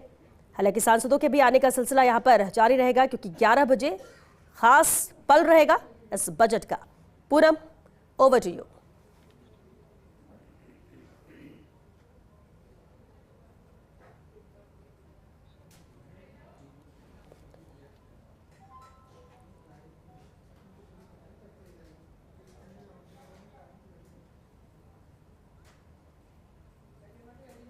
मेडिकल टूल्स ऐसे हैं जिन पर भारी भरकम चाहे टैक्स देना पड़ता है या बहुत ज़्यादा महंगे हैं, तो इस पर आप क्या कहना चाहेंगे, कोई उम्मीद हम कर सकते हैं? पूनम जी, देखिए ये जो बजट है इस वक्त सबसे बड़ी जो ज़रूरत है वो इस बात को लेकर के है कि हेल्थ सेक्टर को किस तरह से इंफ्रास्ट्रक्चर रूप में मजबूती प्रदान की जाए, साथ में प्रिवेंशन, 2 चीज़ें उन पर फोकस किया जाए। इसलिए अभी इस वक्त सबसे बड़ी चुनौती जो देश में वो है कैंसर। जिस तरह से कैंसर का विस्तार हो रहा है, जिस तरह से कैंसर बढ़ रहा है, उसको देखते हुए सबसे बड़ी ज़रूरत है कि कैंसर की दवाइयों को टैक्स से किस तरह से निजात दी जाए। क्योंकि आप देखिए, अगर 3rd और 4th स्टेज पर अगर कोई कैंसर होता है तो उस स्टेज में जो मरीज है उसको 5 से 10 लाख रुपए की दवा की एक थेरेपी का कॉस्ट पड़ती है, तो उसको किस तरह से कम किया जाए, ये बहुत बड़ी ज़रूरत है। उसके अलावा अगर दूसरी बात करें, आयुष्मान आरोग्य योजना, ये केंद्र की सबसे बड़ी योजना है जो कि राज्यों को फाइनेंशियल रूप से बहुत बड़ा एक सपोर्ट मिलता है और उससे राज्य भी अपने हिसाब से काम कर पाते हैं। तो उसकी जो पेचीदगियाँ हैं, उस योजना की जो पेचीदगियाँ हैं उनको दूर करना, उनको किस तरह से इंटर स्टेट पोर्टेबिलिटी जो सिस्टम है जिसमें कि राजस्थान का बेनिफिशरी अगर वो गुजरात में जाके इलाज लेता है तो उसको किस तरह से वहाँ पर बेनिफिट दिया जाए, तो इन चीज़ों को लेकर इनका सरलीकरण किया जाना चाहिए, उसको लेकर के बजट में उम्मीद है।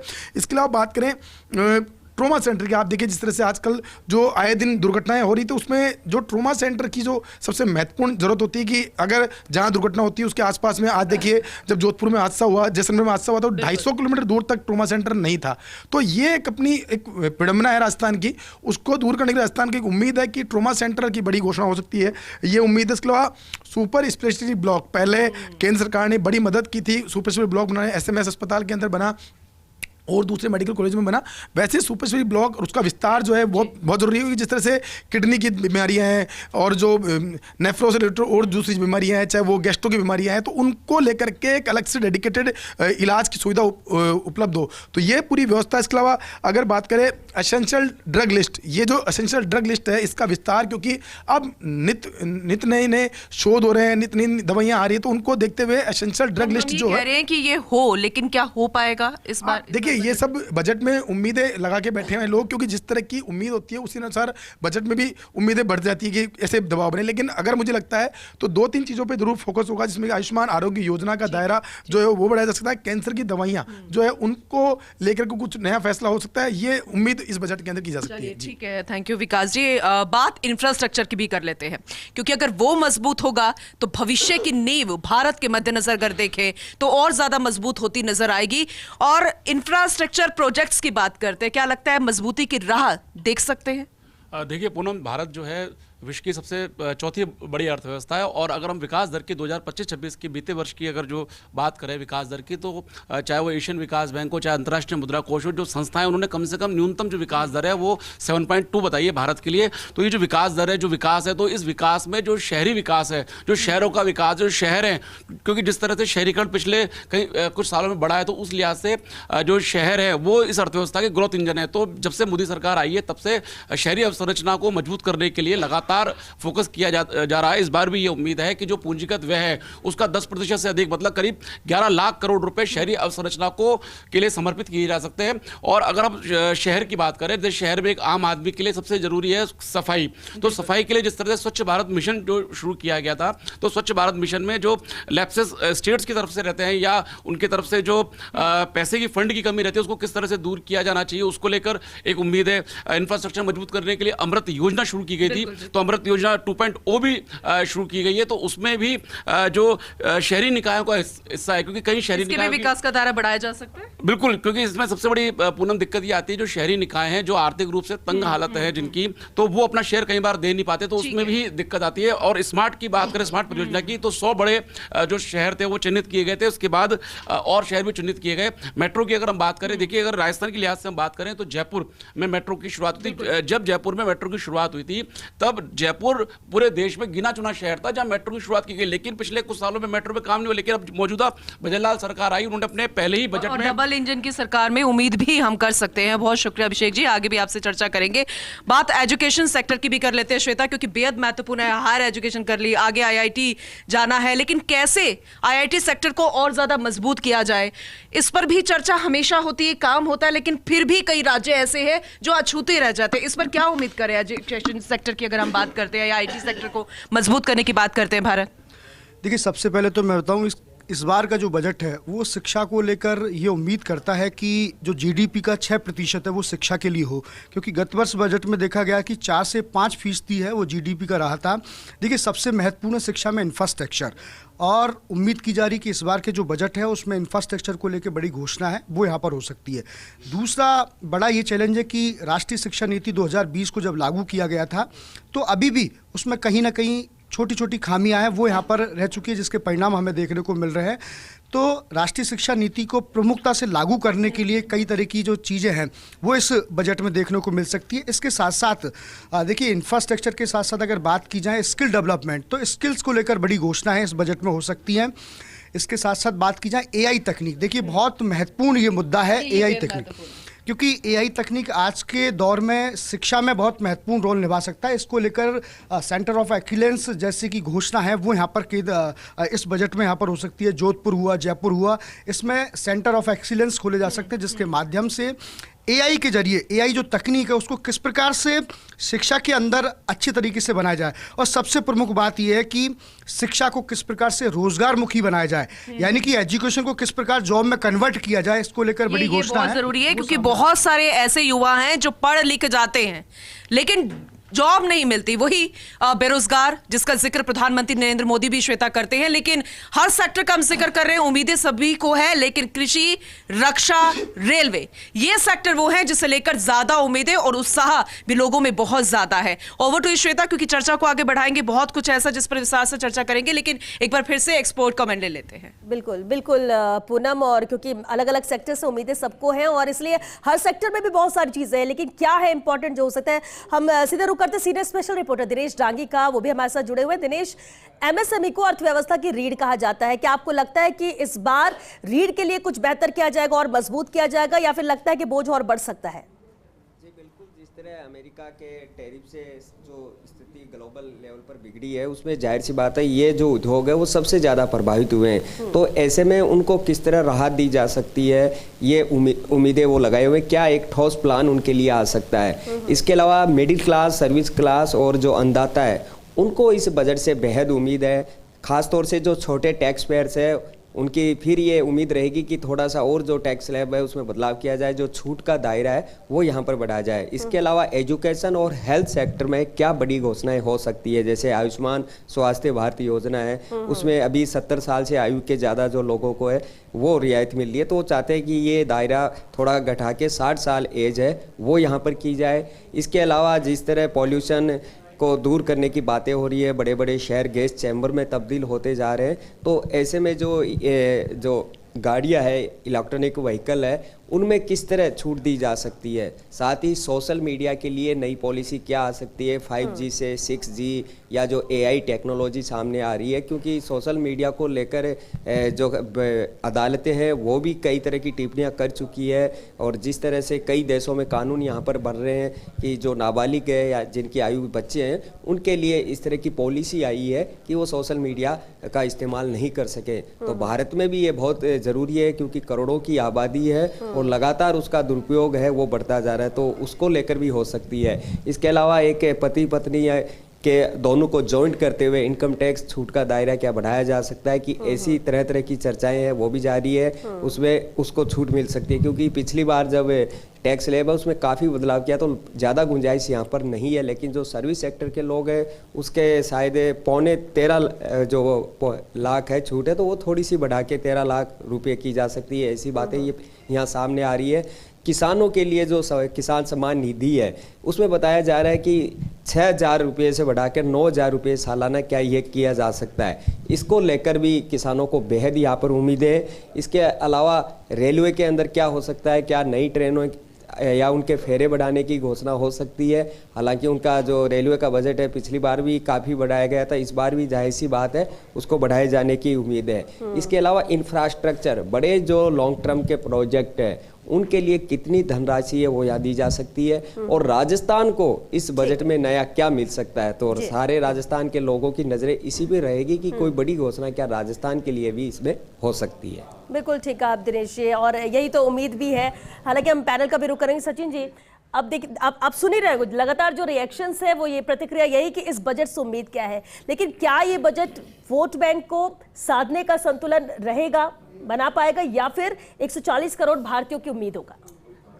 धन्यवाद जी। मणिमाणिक महंगे किए, सहजे तृणजल नाच, तुलसी सोई जानिए, राम गरीब नवाज। ये बजट होगा वो हमारे देश के हर एक व्यक्ति के लिए होगा। 1 करोड़ 40 लाख की उम्मीदों को पूरा करेगा, 140 करोड़ की उम्मीदों को पूरा करेगा। 11 वर्षों में हमारी अर्थव्यवस्था को जो हमने 10वीं से चौथी पे लेके आ गए हैं हम उसको आगे बढ़ाने वाला होगा। हमने हमारी महंगाई दर को भी पिछले 10 सालों में बहुत कंट्रोल किया है। 2014 में 10% थी, आज हम 1.33% तक ले आए हैं। हमने जीएसटी में जो सितंबर में आमूलचूल परिवर्तन किए, हमने 2 स्लैब हटा दी, 5 और 18 पे आ गए हैं अब हम। उसके बावजूद हमारा जीएसटी कलेक्शन दिसंबर का बढ़कर आज 1.74 लाख करोड़ हो गया है, जहाँ पे जो पिछले बार के से अराउंड 7% ज़्यादा है। तो हम हमारे कलेक्शन को भी बढ़ा रहे हैं, हमारे बजट के एस्टीमेट को भी बढ़ा रहे हैं। 2014 में हमारा 16 लाख करोड़ का बजट था, हमने पिछला बजट 55 लाख करोड़ का दिया, और अब इस साल शायद 60 लाख करोड़ से ऊपर का बजट आने की उम्मीद है। तो हमारा हर जगह पे इन्वेस्टमेंट बढ़ना है। कैपेक्स जो हमारा 11 लाख करोड़ था, इस बार 15 लाख करोड़ की उम्मीद है। तो हम आधारभूत संरचनाओं को देखकर आगे बढ़ने का कार्य करना चाह रहे हैं। रेलवे के लिए जैसा बात किया गया तो 300 के आसपास वंदे भारत और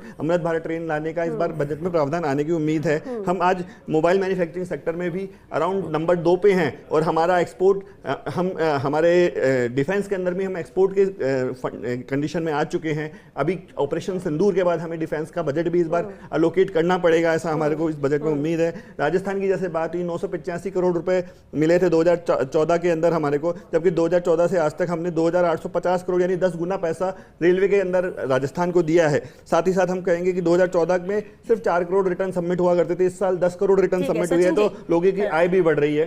ये आंकड़ों में बहुत अच्छा था जिस तरह से आपने एक के बाद एक बताया कि क्या क्या कुछ हमारी सरकार ने किया। महंगाई आपने कहा कि बहुत ज्यादा हमने बेहतर करने की कोशिश, लेकिन आम जन की तो कमर महंगाई से टूट रही है, वो तो सवाल यही खड़ा कर रहा है, क्या उसमें राहत मिल पाएगी या फिर जनता को एडजस्ट करना होगा? नहीं, बिल्कुल बाकायदा राहत मिली है, जैसा भी आपको बताया कि 28% के स्लैब और 12% के स्लैब को कम करके हमने। आप यहाँ रोकना चाहेंगे गजेंद्र सिंह शेखावत क्या कुछ कह रहे हैं एक बार? 2014 से लेकर के निरंतर आने वाला हर बजट एक के बाद उस अनुक्रम में आगे बढ़ने की एक पायदान के अगली पायदान के रूप में होता है।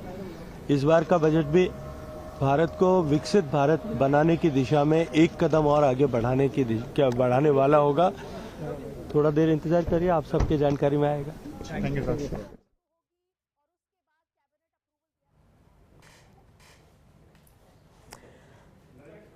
तो गजेंद्र सिंह शेखावत को आप सुन रहे थे, जिन्होंने कहा कि 2014 से हर एक बजट हमेशा खास रहा है, आम जनता को समर्पित रहा है और यही वजह है कि इन 11 सालों में देश की तस्वीर किस तरह से बदली है, किस तरह की कोशिश और प्राथमिकता में सरकार के रहा है और इस लिहाज से आज के बजट से भी उम्मीद बहुत ज्यादा है और उम्मीदों पर यह बजट खरा उतरेगा। और चलिए, क्योंकि लगातार हम चर्चा भी कर रहे हैं इस बजट को लेकर, हुसैन जी एमएसएमई सेक्टर को लेकर भी हमने बात की, निर्यात को लेकर भी बात कर रहे हैं कि आखिर उद्योग, निर्यात, इन सब में भी कहीं ना कहीं कुछ बेहतर किया जाए जो शामिल हो इस बजट में। आपको लगता है कि बजट उद्योगों को नई उड़ान दे पाएगा इस बार? निश्चित रूप से मैं ये कहता हूँ कि बात में अगर राजस्थान की करूँ तो राजस्थान में जिस तरीके से माननीय भजनलाल शर्मा जी ने जो उद्योग को प्रमोट करने के लिए काम किया है, आप देखें ना, प्रवासी राजस्थानी सम्मेलन हुआ, वहाँ उन्होंने इतना प्रयास किया कि देश यानी विदेश में जो राजस्थानी काम करते हैं वो भी यहाँ आकर के राजस्थान में इन्वेस्ट करें और उनको वो सभी सुविधाएं दी जाएगी जो वो उम्मीद करते हैं। मैं ये कहता हूँ कि ये बहुत शानदार कदम उनका था और मैं ये कहता हूँ अलग अलग जिस तरीके से अलग अलग तरीके से वो इस राज्य के उद्योग को बढ़ाने का प्रयास कर रहे हैं, तारीफ काबिल। लेकिन वो तो सीएम उनके हाथ में जो है, देखिए वो तो राज्य की बात हो गई, लेकिन अगर हम राष्ट्रीय स्तर पर बात करें, क्योंकि केंद्र का बजट है, ऐसे में आपको क्या लगता है कि उद्योग, हम बात तो करते हैं उद्योगों की, एमएसएमई की, ये बेहतर होना चाहिए, इसे और मजबूत किया जाना चाहिए, आपको लगता है कि केंद्र के लिए भी वो उतनी ही प्राथमिकता में रहेगा, प्रायोरिटी में वो लेंगे इसे इस बजट में? देखें, माननीय प्रधानमंत्री नरेंद्र मोदी जी जब भी विदेश की यात्रा करते हैं तो हमारे भारतवर्ष के तो उद्योगपति है, उनके डेलीगेशन को वो साथ लेकर के जाते हैं, तो वहां उस देश के जो उद्योगपति है उनसे भी, और हमारे प्रवासी राजस्थानी है जो एनआरआई है उनसे भी वो बात करते हैं, उनको लगातार वो निमंत्रण देते हैं कि आइए इस देश में आप इन्वेस्ट कीजिए और आपको वो सब सुविधाएं, सुरक्षा और निश्चित रूप से हम आपको गारंटी देते हैं जो भी उद्योग आप लगाएंगे वो फलेगा फूलेगा और वो प्रॉफिटेबल होगा। ये सिक्योरिटी हमारे माननीय प्रधानमंत्री नरेंद्र मोदी जी लगातार जब विदेश यात्राएं जाते हैं तो करते हैं। और मैं ये कहता हूं कि पर्यटन को भी उद्योग का दर्जा दिया गया, ये एक बहुत बड़ी बात है कि उद्योग का दर्जा देने के कारण वो सारी सुविधाएं जो उद्योगों को मिलती है वो पर्यटन सेक्टर को भी अब मिलने लगी है। और मैं ये कहता हूं इस देश के अंदर में करीब करीब 5 करोड़ से ज्यादा लोगों को पर्यटन से रोजगार मिला हुआ है, एक बहुत बड़ी बात है। इस देश की जीडीपी में 6% से ज्यादा योगदान आज पर्यटन सेक्टर का है। और मैं राजस्थान की बात करूं तो करीब करीब 13% से ज्यादा जो हमारा जीडीपी के अंदर में है वो पर्यटन सेक्टर से आता है। तो रोजगार के अवसर जो राजस्थान में अभी 30 लाख से ज्यादा लोग और देश के अंदर में 5 करोड़ से ज्यादा लोगों को मिला हुआ है, वो यही कारण है कि जो बार बार कहा जाता है वो दिमाग में बैठता है और जिसको बार बार दिखाया जाता है वो धरातल पर उतरता है। इस देश के अंदर में माननीय प्रधानमंत्री नरेंद्र मोदी जी ने कहा, बार बार कहा कि देश का व्यक्ति पहले प्रायोरिटी के अंदर में इस देश के पर्यटक स्थलों को विजिट करें।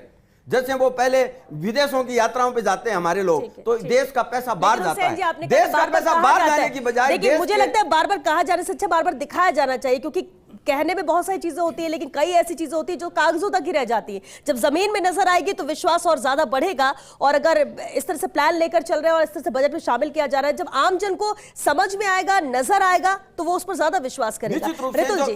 रितुल जी, हम बात कर रहे हैं मार्केट को लेकर भी, शेयर मार्केट है, ये सोना चांदी सब कुछ आम जन को बजट पे तो है, लेकिन एक शेयर मार्केट आज के वक्त में ऐसा है कि रोजगार है नहीं, कमाई का जरिया ज्यादा है नहीं, शेयर मार्केट में लोग जा रहे हैं और हर कोई शेयर मार्केट एक्सपर्ट भी बन रहा है। देखिए, अब आप प्रॉफिट में जाए, लॉस में जाए, और थोड़ा बहुत भी उससे प्रॉफिट होता है तो उसको लगता है, और इसलिए नजर सबकी रहती है कि मार्केट ऊपर गया, नीचे गया, बेनिफिट है या नहीं है। लेकिन इस बजट के लिहाज से अगर हम एफडीआई, एफबीआई की बात कर लें, इंटरनेशनल लेवल पर भारत की स्थिति की बात कर लें, और इंपोर्ट एक्सपोर्ट को लेकर भी जो बार बार सवाल हो रहा है कि हम ज्यादातर फोकस्ड जो है वो इंपोर्ट करने में है, तो कब हम उस लेवल के होंगे कि हम एक्सपोर्ट को ज्यादा प्राथमिकता में लेंगे? ऐसे में कितने इंपॉर्टेंस इसमें रहेगी इस बजट के लिहाज से? सबसे इंपॉर्टेंट चीज है, हमें एफडीआई और एफआईआई के बीच के फर्क को समझना पड़ेगा। एफआईआई और एफपीआई का जो पैसा होता है ना, फॉरेन इंस्टीट्यूशनल इन्वेस्टर और फॉरेन पोर्टफोलियो इन्वेस्टर, ये लोग केवल शेयर मार्केट में अपना पैसा लगाते हैं, एंड ये लोग फ्लाई बाय नाइट है। अमेरिका के अंदर कोई प्रॉब्लम होगी तो सबसे पहले भारत की कोई प्रॉब्लम नहीं है, प्रॉब्लम इंडिया की नहीं है, प्रॉब्लम ग्लोबल है। और उस ग्लोबल प्रॉब्लम के कारण ये जो पैसा फ्लाइट आउट हो रहा है, ये एफपीआई और एफआईआई का पैसा है। अब हम लोग बात करते हैं हमें पैसा चाहिए कौन सा? हमें पैसा चाहिए एफडीआई का, foreign direct investment in India. और वो पैसा कहां जाएगा? वो शेयर मार्केट में नहीं जाएगा, वो जाएगा मैन्युफैक्चरिंग के अंदर में। तो मैं जो पहली उम्मीद इस बजट से कर रहा हूं कि सरकार फोकस करेगी कि किस तरीके से एफडीआई का पैसा इंडिया में लेके आया जाए, कैसे बाहर के जो लोग हैं, जो बाहर के व्यापारी हैं, उनके उद्योग भारत में लेके आए जाए। इसके अंदर विशेष बात यह है कि पिछले 2 सालों के अंदर माननीय प्रधानमंत्री जी के विशेष एफर्ट्स के द्वारा बहुत बड़ी बड़ी कंपनियों ने बड़ा बड़ा इन्वेस्टमेंट इंडिया में कमिट किया है। जैसे अमेजन ने $13 बिलियन का इन्वेस्टमेंट इंडिया में कमिट कर रखा है। और अगर मैं सारे बड़ी बड़ी कंपनियों को जोड़ूं तो करीब करीब हम मान के चल रहे हैं कि करीब $50 बिलियन का इन्वेस्टमेंट अगले 3 से 5 साल में इंडिया में कमिटेड है। ये जो इन्वेस्टमेंट है ये रियल टाइम जॉब क्रिएट करेगा, ये रियल टाइम पैसा इंडिया में रुकेगा, और यही वो पैसा है जिसकी आज भारत को आवश्यकता है और जो लॉन्ग टर्म ग्रोथ ट्रेजेक्टरी को बढ़ाएगा। जहां तक शेयर मार्केट की बात है, I think there are 2-3 things जिससे शेयर मार्केट आज बहुत बेनिफिट हो सकता है। पहली चीज है कि यदि सरकार एसटीटी को कम कर देती है, जो सिक्योरिटी ट्रांजैक्शन टैक्स है उसको कम कर देती है, तो उसका इंपैक्ट पड़ सकता है। दूसरी चीज है टैक्सेशन में जो long term capital gain on shares है उसको सरकार ने 10 से 12.5% किया था। अगर उसके अंदर सरकार कुछ कमी करती है या शॉर्ट टर्म कैपिटल गेन के अंदर कोई छूट देती है तो उसका एक इमीडिएट इंपैक्ट जो है वो शेयर मार्केट में हमें देखने को मिल सकता है। देन हम लोग बात करते हैं गोल्ड और सिल्वर की। आपने मेरे ख्याल से गोल्ड और सिल्वर की बात की है। प्राइमरीली गोल्ड को जो ड्राइव कर रहा है वो ग्लोबल डिमांड कर रही है, इसका भारत से कोई लेना देना है नहीं। हम लोग तो शुरू से ही सारा पैसा गोल्ड में, हमारे तो हर घर के अंदर सोना चांदी एक रिजर्व के रूप में हमेशा से रहा है, लेडीज के पास गहने रहते हैं। पर ये ट्रेंड अभी ग्लोबल हो गया है क्योंकि जब से ट्रंप आया है तब से पूरी दुनिया की जो इकोनॉमी है वो डिस्टर्ब हो रही है। हर किसी का विश्वास डॉलर से खत्म हो रहा है और उनको सेफ हेवेंस में जाना है। ये जो टेम्पररी पिछले 3 दिन के अंदर गोल्ड और सिल्वर का फॉल है, मुझे लगता है ये सीएमई ने जो मार्जिन के अंदर चेंजेस किया है ये उसका इम्पैक्ट है। एंड अगले 5 से 10 दिन के अंदर वापस इसका पॉजिटिव इंपैक्ट हमें देखने को मिल सकता है। पर जहां तक बजट का सवाल है, ऐसी उम्मीद की जा सकती है कि बजट के अंदर गोल्ड और सिल्वर के अंदर शायद कस्टम ड्यूटी बढ़ सकती है, ऐसा मैं उम्मीद करके चल रहा हूं। लेकिन उम्मीद तो ज्यादा चर्चाओं में ये है कि ये घटा सकते हैं तो शायद आमजन को राहत मिल जाए, 3 से 6 हज़ार रुपए की कुछ बेनिफिट। तो आपको लगता है कि ऐसे कुछ चांसेस है या बढ़ने के ही ज्यादा है? प्रॉब्लम क्या है कि इंडिया से जो फॉरेन एक्सचेंज बाहर जा रहा है, सरकार को उसको भी तो कंट्रोल करना है ना। See it is not just about managing the internal demand and supply, it is about managing the global scenario, geopolitical scenario. तो अगर मुझे इंटरनेशनल पैसे को जाने से रोकना है तो मुझे जो इंपोर्ट हो रहा है उसके अंदर कहीं ना कहीं, और फिर सरकार को कहीं ना कहीं रेवेन्यू भी तो जनरेट करना पड़ेगा।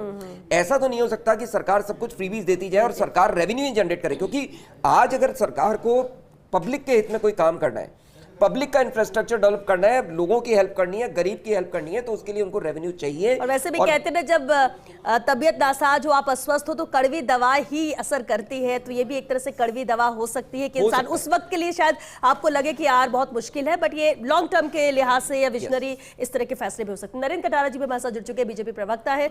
नरेंद्र जी, स्वागत है आपका। अब देखिए, अलग अलग मुद्दों पर तो हम बात करें, लेकिन युवा की हम बात कर लें। युवा को चाहिए नौकरी, तो क्या इस बार इस बजट में रोजगार आंकड़ों में ही बढ़ता हुआ नजर आएगा या जमीन पर भी नजर आएगा? बिल्कुल, मैं आपकी बात पे आऊँगा, उससे पहले मैं ऋतु जी का, पटवा साहब का पूरा समर्थन करता हूँ। इन्होंने बात की एफडीआई की। एफडीआई हम इकोनॉमिक्स में पढ़ते थे, और मोदी जी का वो बयान और देश से आह्वान कि हमारा देशवासी वही माल खरीदे जिसमें हमारे देशवासी का पसीना लगा हो, वो प्रत्यक्ष अप्रत्यक्ष रूप से एफडीआई की बात है। और वास्तविकता है, एफडीआई जितना देश में बढ़ेगा, हमारी स्थायी एवं संरचनात्मक हमारी वृद्धि होगी और विकास होगा, देश के लोगों को रोजगार भी मिलेगा, युवाओं को रोजगार मिलेगा। तो ये सारा जो मोदी जी जो पूरी नीति और रीति तैयार करते हैं, आप देखिए जीएसटी में जो कम किया, उससे हमारे घरेलू मांग बढ़ी और ट्रंप के हम प्रतिकूल जो प्रभाव थे उनको हम मिटा पाए। आने वाले समय में मेक इन इंडिया का नारा है, हमारा एक भारत स्वदेशी जो अपनाना है, ये सब रोजगार के प्रति है। क्योंकि जब देश में अपने इन्वेस्टमेंट आएगा, देश में मैन्युफैक्चरिंग होगी, देश में फैक्ट्रियां लगेंगी, तो लोगों को रोजगार मिलेगा, युवाओं को रोजगार मिलेगा। आदरणीय प्रधानमंत्री जी की लगातार योजना है कि नौकरी लेने के वालों के साथ साथ युवा नौकरी देने वाले भी बने। तो इस क्षेत्र में भी बहुत अधिक वृद्धियां हुई हैं। आप देखेंगे कि हम डिफेंस के मामले में जाएं तो आज कितने रक्षा उपकरण हैं,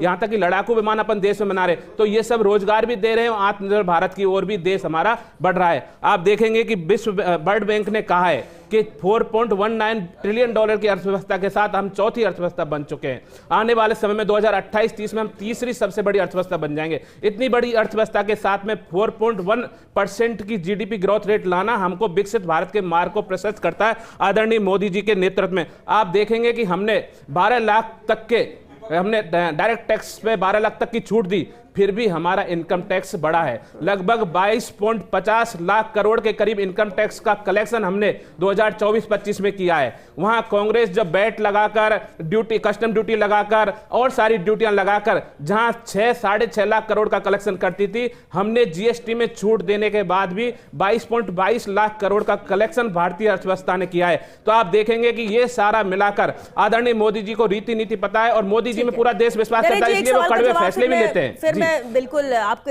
एक सवाल और है, फिर मैं भरत जी का रुख करूंगी। आपने कहा कि जीडीपी हो, देश की ग्रोथ रेट हो, इस दौड़ में, इस रफ्तार में भारत आगे बढ़ रहा है।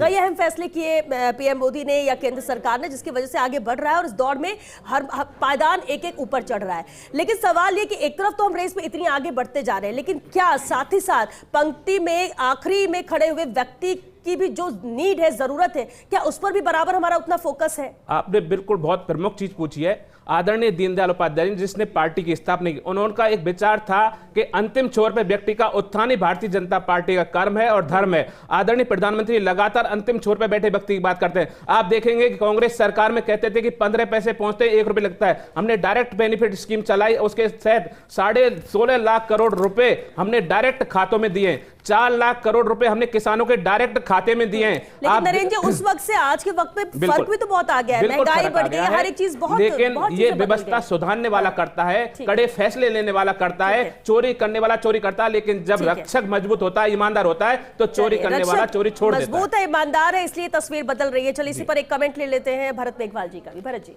क्योंकि कांग्रेस को भी उन्होंने साथ साथ घेरा, एक कंपैरिजन किया। देखिए, पिछले 11 साल से हम skill India, make in India, made in India की बात कर रहे हैं, लेकिन उसके बावजूद भी आज भी जीडीपी में 12.5% मैन्युफैक्चरिंग का हिस्सा है। आज भी हमारा इंपोर्ट सबसे ज्यादा है, और जिस एफडीआई की बात कर रहे थे 63% नीचे गिर गया है। देश में रहने वाले व्यक्ति देश में पैसा ना लगा के बाहर लगा रहे हैं, जो इकोनॉमिक सर्वे में जो परसों आया है उसके अंदर हमें दिखाया गया है। उसके बावजूद आप कह रहे हैं हम विकसित भारत करें। हम ऐसी कौन सी चौथी अर्थव्यवस्था की बात करेंगे जहां आज भी 80 करोड़ लोग 5 किलो राशन पर निर्भर कर रहे हैं? शिक्षा के अंदर जहां 4% बजट लगना चाहिए था, 0.4% बजट था, 128 लाख करोड़। थोतली बातें करने से बेहतर होगा कि एक आम नागरिक की समस्या को सुना जाए। एक रिक्शा चलाने वाला, एक गरीब इंसान, 1000 रुपए का सिलेंडर आता है, 850 रुपए की चिरंजीवी योजना होती है, और शिक्षा के अंदर किस तरीके से पैसा बढ़ता जा रहा है। कौन सी राहत दी?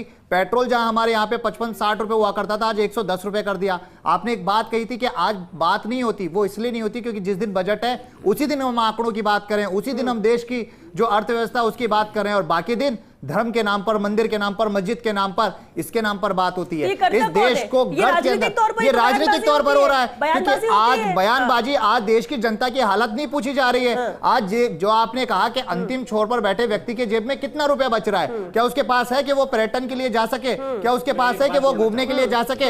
इंडिगो के अंदर अभी आपने देखा कि किस तरह से क्राइसिस हुआ, किस तरीके से रेटें बढ़ गई। क्या किया सरकार ने? क्या उसके ऊपर एक्शन इसलिए लिया? तो सवाल है कि क्या एविएशन पर भी लगाम लगेगी? बिल्कुल, सिर्फ बड़ी बड़ी बातें की जा रही। यहां बैठकर भाषण देने से बेहतर होगा कि एक आम नागरिक को हवाई चप्पल का जो सपना आपने दिखाया था वो पूरा किया जाता, फॉरेक्स रिजर्व को बढ़ाया जाता, एक्सपोर्ट लगातार आपका बढ़ता नहीं जा रहा है। चाइना के साथ आप अच्छे ट्रेड कर रहे हैं, वहां पे $8.5 लाख बिलियन का तो आपके पास वहां पे ट्रेड डेफिसिट है। असेंबल इन इंडिया बनाकर हमने इस देश को छोड़ दिया है। सिर्फ हम इंपोर्ट किए जा रहे हैं। देश के नागरिक के प्रोडक्टिविटी चाहेंगे सचिन पाय। तो ब्रेक के बाद एक बार फिर आप सभी का स्वागत है बजट ब्रह्मास्त्र में। और इस वक्त हमारे साथ राजकुमार शर्मा जी भी जुड़ गए हैं, कांग्रेस प्रवक्ता है। राजकुमार जी, इससे पहले भरत जी कांग्रेस की बात रख रहे थे, उम्मीद इस बजट को लेकर जिस तरह से बीजेपी की तरफ से भी ये कहा गया कि बहुत सारे ऐसे काम हैं जो पिछले 11 साल में किए गए अहम फैसले, जिसकी वजह से भारत का लेवल और उसका कहें कि एक टॉप 3 या टॉप 4 में भी पहुंचा है, जीडीपी में भी ग्रोथ किया है, ये ग्रोथ रेट बढ़ाया है। ऐसे में विपक्ष को इस बजट से क्या उम्मीद है? क्योंकि आप लोग रोजगार और महंगाई की बात आप करते हैं, कि आपको लगता है कि उसे लेकर कुछ हो सकता है या उसमें कुछ सुधार हुआ है पहले से? श्वेता जी, ये बीजेपी वाले झूठ बहुत बोलते हैं, चाहे बजट के माध्यम से बोले चाहे भाषण के माध्यम से बोले। 11 साल के देश के प्रधानमंत्री भाषण ही तो दे रहे हैं। जब 2025 का बजट आया था तो आम आदमी टकटकी लगाए देख रहा था कि मेरे को आज क्या फायदा मिलने वाला है। जब बजट आ गया, पूरा हो गया, तो एक दूसरे को फोन करके पूछते रहे आपने लिए कहां आए हो। ये आपने लिए कहां आए हो वाली जो बात है वो पूरे 12 महीने रही और आज फिर नया बजट आने वाला है। आम आदमी पूछ रहा है, आप स्वयं एक गृहिणी हैं, हमारी वित्त मंत्री भी गृहिणी हैं, हमारी रसोई 2025 में कितनी मजबूत हुई? आज दिन तक 12 महीने बीत गए, लेकिन देश के प्रधानमंत्री के पास, भारतीय जनता पार्टी के पास कोई जवाब नहीं है। आज सुबह ही खबर आई है कि सिलेंडर पे दाम और बढ़े। आम आदमी पूछ रहा है पेट्रोल, डीजल, गैस, रोटी, कपड़ा, मकान, शिक्षा, चिकित्सा, उस पर यह भारतीय जनता पार्टी क्यों नहीं काम कर रही है? ये आंकड़े तो ले आते हैं बड़े बड़े, और आपको ताजुब होगा कि दुनिया के अंदर सबसे बड़ी पार्टी है झूठ बोलने वाली और आंकड़े पेश करने वाली। और आम आदमी पूछता है, झोपड़ी वाला पूछता है, गरीब पूछता है कि मेरे लिए आज क्या आया। आम आदमी की भाषा में ये होता है, कोई चीज सस्ती हो जाए, मेरा बच्चा बच्ची अच्छे से पढ़ ले, मेरा घर का चूल्हा आसानी से चल जाए, मेरी गाड़ी, स्कूटर, मोटरसाइकिल जो भी है आसानी से चल जाए, मैं मेरा जीवन आसानी से व्यक्त कर लूं, ऐसा हर बजट से उम्मीद करता है। लेकिन ये भारतीय जनता पार्टी है, गोल मटोल करके किस तरीके का पेच बट करे, आम आदमी इससे परेशान होता है। सुनिए, लेकिन राजकुमार जी, आपने कहा हर बजट से आम आदमी ये उम्मीद करता है, तो जब यूपीए की सरकार की तब भी तो ये उम्मीद करता था, उम्मीद कभी पूरी हो पाई? अच्छा, आप लोगों ने भी बहुत कोशिश की कि हम जनता को दे सके, राहत दे सके, यही बीजेपी भी कह रहे हैं कि हम भी यही कर रहे हैं। स्थितियां बदल गई हैं, जैसे जैसे साल दर साल हम आगे बढ़ते जा रहे हैं, बहुत सारी चीजें बदल रही हैं। आपको लगता है कुछ तो बेहतर होगा? आपने पिछले बजट की बात की, टैक्स में राहत पिछली बार मिली तो थी, क्या आपको लगता नहीं कि वो उस लिहाज से ठीक था? श्वेता जी, टैक्स में राहत दी थी, लेकिन मैं कहता हूं हिंदुस्तान के कितने लोग टैक्स पे करते हैं? मैं बात कर रहा हूं अंतिम छोर में जो बैठा गरीब है। ये भारतीय जनता पार्टी उसकी चिंता करे जो अंतिम छोर में बैठा गरीब है, जिसको गणेश मान के सेवा करने की बात कहते हैं। मैं कह रहा हूं भारतीय जनता पार्टी की कथनी और करनी में और रात और दिन का अंदर है। ये भाषणों से देश नहीं चलेगा। ठीक है नरेंद्र जी, एक जवाब बस इसमें मुझे भाग्यश्री जी का रुख करना है। भ्रम और झूठ की राजनीति करते हैं, इनके पास कुछ बचा नहीं है। कांग्रेसियों के पास केवल थोती दुनिया को भ्रमित करने और झूठ बोलने के अलावा इनके पास कुछ नहीं है। आप देखो, इनके एक परिवार ने गरीबी मिटाओ के नाम पे लगातार शासन, पेट्रोल में क्या किया? प्लीज देखो, आप ऐसे अगर टाइम वेस्ट करोगे इसका फर्स्ट इंडिया का और मेरा तो सही नहीं होगा। प्लीज शांत रहिए। देखो, इन्होंने गरीबी के नाम पे एक परिवार ने दशकों तक शासन किया, शोषण किया, अपने पेट को भरा। आप देखेंगे कोयला से लेके कितने भ्रष्टाचार के घोटाले कांग्रेस ने किए, इनको शर्म नहीं आती कहते हुए कि बीजेपी झूठ बोलती है। आप देखो, गरीबी के नाम पे इन्होंने देश को खाया। हमने 25 करोड़ गरीबों को गरीबी रेखा से बाहर निकाला है। आप देखिए, हमने मैन्युफैक्चरिंग इंडिया की बात की है, हमने विनिर्माण की बात की है, हमने आत्मसम्मान की बात की है, हमने लोगों को रोजगार दिया है, हमने पूरी दुनिया में भारत का परचम लहराया है। आप देखें, इनके टाइम पे चीन ने आके हमारे देश में घुस के जमीन को दबा लिया, हमने चीन को छाती ठोक के जवाब दिया है। पाकिस्तान के इनके समय पर पाकिस्तानी हमारे सैनिकों का सर काट के ले जाते। मोदी जी की छाती है कि हमने पाकिस्तान में घुस के मारा है, आतंकवादी ठिकानों को ठोका है, उनके देश में जाके ठोका है। आइए देखिए, आप ट्रंप के सामने इनके मनमोहन सिंह जी हो चाहे कोई भी हो, एक बात सुन लीजिए, कांग्रेस के नेता हाथ जोड़े खड़े रहते थे, वो मोदी जी की छाती है जिन्होंने प्रतिबंधों के बाद आप बोल सकते हैं पीएम मोदी को लेकर और चीजें ठीक हुई हैं। कोई नकार नहीं रहा है। ये एक दूसरा पहलू है, हमें हर पहलू पे बात करनी है। सिर्फ एक चीज को देख के कि हम बहुत आगे बढ़ते जा रहे हैं और हमने कैसे तीर मारा या हम कैसे मकाम पर पहुंचे, सिर्फ हम इसी को बोल के संतुष्ट नहीं हो सकते। जहां चीजें कमी है, जहां नहीं हुआ है, बात हमें उस पर भी करनी होगी। और जरूरी नहीं कि हम सिर्फ जहां तारीफ की बातें वहां है, लेकिन जहां सवाल खड़े हो रहे हैं, सवाल भी तो होंगे। भाग्यश्री जी, एक मिनट जोड़ देता हूं, मैं वापस आपका रुक करूंगी। नहीं भाग्यश्री, देखिए श्वेता जी, आरोप प्रत्यारोप से परे हम महिलाएं, आधी आबादी ये देखती हैं कि उम्मीदें सिर्फ कागजों में ना हो, बदलाव धरातल पे हो। बजट सिर्फ आंकड़ों में ना हो, परिवर्तन में हो। और मुझे लगता है कि बजट ऐसा हो कि एक सशक्त महिला ही नहीं, गांव में हाशिए पे अंतिम सीढ़ी पर बैठी हर महिला को वो परिवर्तन दिखे और उसे महसूस हो कि मेरे लिए क्या है, उसको वो समझ में आए और उसे ये भी समझ में आए कि हाँ मेरे लिए है। और हर महिला, हर बेटी के सपनों को वो उड़ान मिले। हम महिलाओं को सिर्फ योजनाएं नहीं चाहिए, संसाधन नहीं चाहिए, हम महिलाओं को एक सशक्त प्लेटफॉर्म चाहिए, चाहे वो शिक्षा का हो, सुरक्षा का हो, स्वास्थ्य का हो, आर्थिक हो।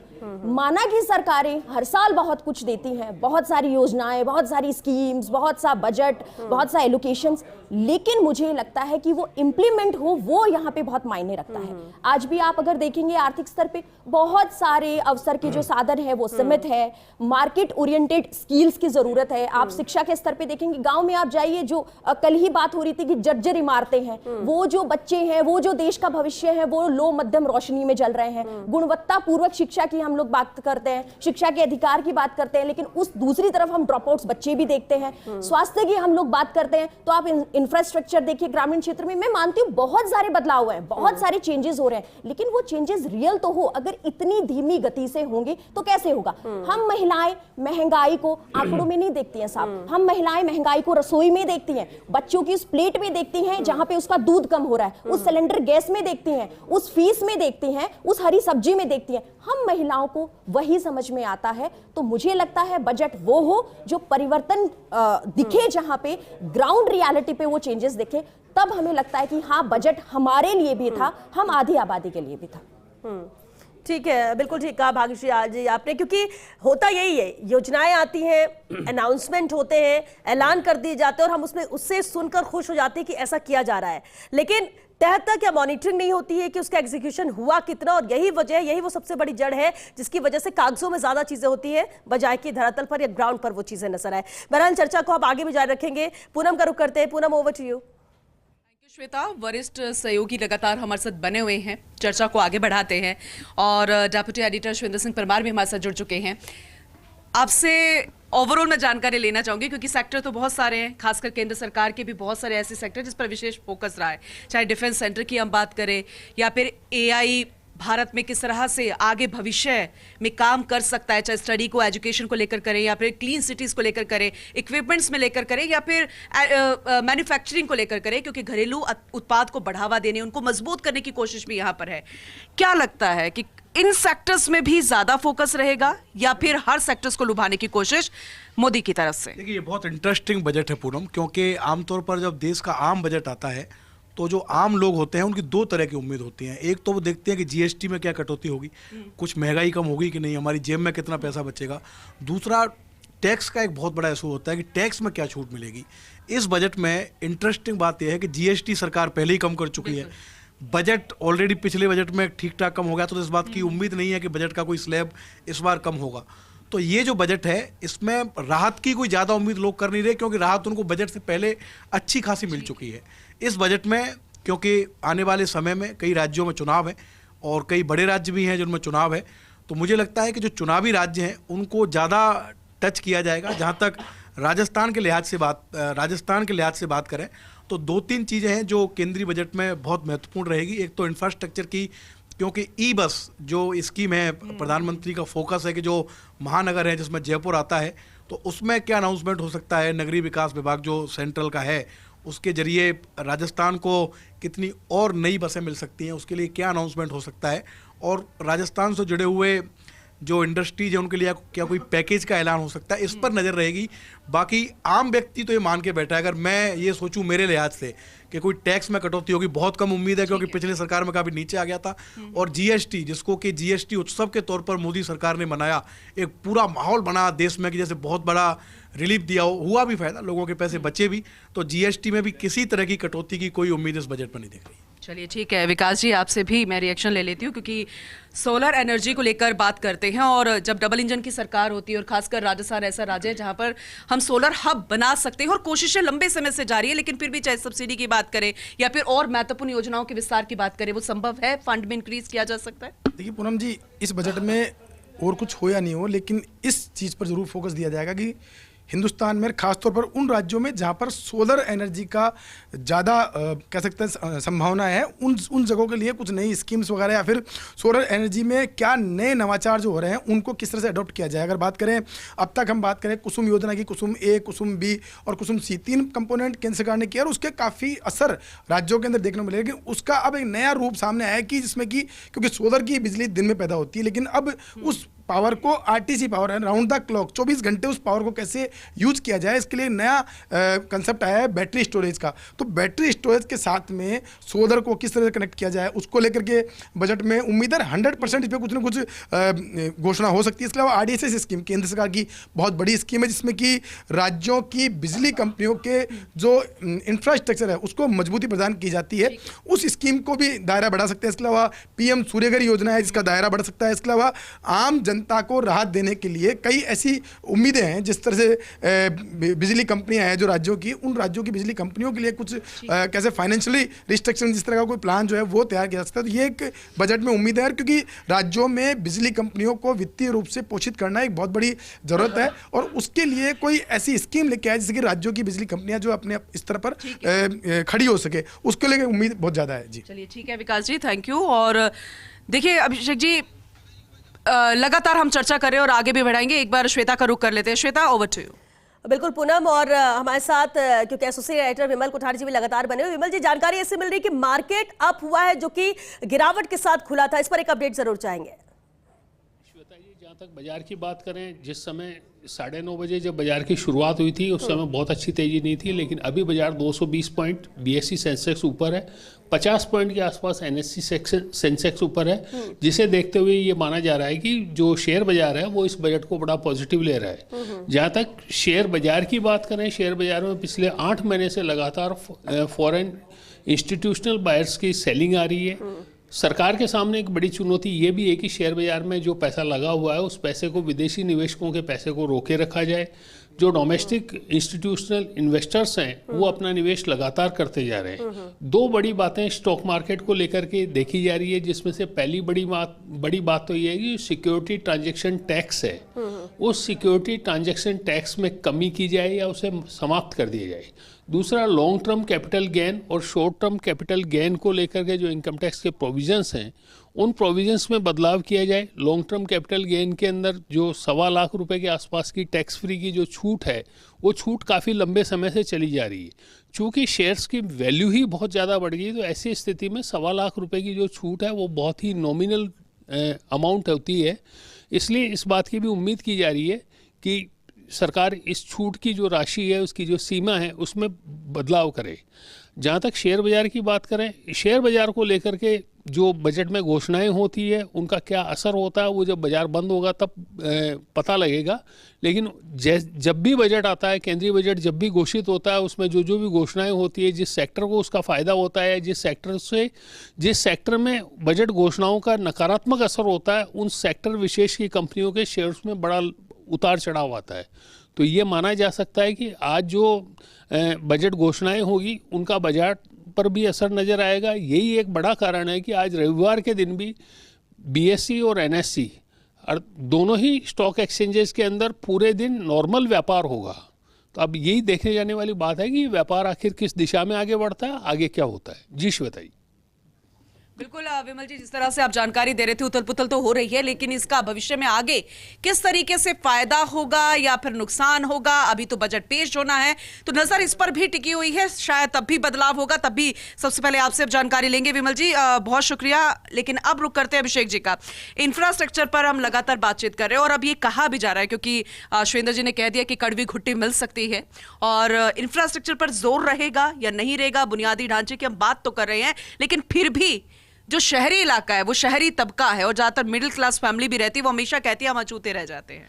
देखिए, आपने शहरी इलाके की बात करी, मिडिल क्लास की बात करी। अभी जो 2 दिन पहले इकोनॉमिक सर्वे आया था, उस इकोनॉमिक सर्वे में आपने देखा कि ऐसा पहली बार था कि जब जो बढ़ता शहरीकरण है, उस शहरीकरण के कारण जिस तरह से जो लाइफ स्टाइल है लोगों की, उसको लेकर भी उसमें बातें की गई हैं। चाहे वो जंक फूड का बड़ी तादाद में उपयोग हो रहा, लोग खा रहे हो, या फिर सोशल मीडिया की लत हो, या जो ऑनलाइन जो क्लासेज है या ऑनलाइन जो हम काम करते हैं उससे जो मानव स्वास्थ्य पर प्रतिकूल असर पड़ रहा है, उसकी पहली बार बातें की गई है। तो ये उम्मीद है कि इस बार बजट में इन चीज़ों को लेकर कुछ ना कुछ, जैसे कुछ देशों में जैसे ये बात आ रही है कि जो जंक फूड है, जंक फूड का विज्ञापन जो है वो कुछ समय के लिए बैन रखा जाए ताकि लोग उसको कम देखें। इसके अलावा जो सोशल मीडिया की लत है, तो उसमें कैसे बच्चों को बचाया जा सकता है, उसके लिए कोई घोषणा की जा सकती है। और रही बात शहरी इंफ्रास्ट्रक्चर की, तो शहरी इंफ्रास्ट्रक्चर को इस बार भी रफ्तार मिलने की उम्मीद है। चाहे हम स्मार्ट सिटी की बात करें और बड़े शहरों के साथ साथ जो टियर 2 और टियर 3 शहर हैं, उनके लिए भी घोषणा की जा सकती है कि उनमें कैसे इंफ्रास्ट्रक्चर मजबूत हो। और सबसे बड़ी बात है कि जो शहरी जीवन है, शहरों को जो सेवाएं जो निकाय देते हैं,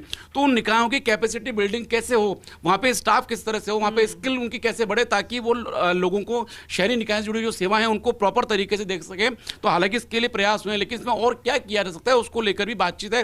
रही बात, जी जी जी, चलिए ठीक है, लगातार हम आपसे चर्चा करते रहेंगे। देवयानी भी हमारे साथ जुड़ चुकी है, हमारी सहयोगी।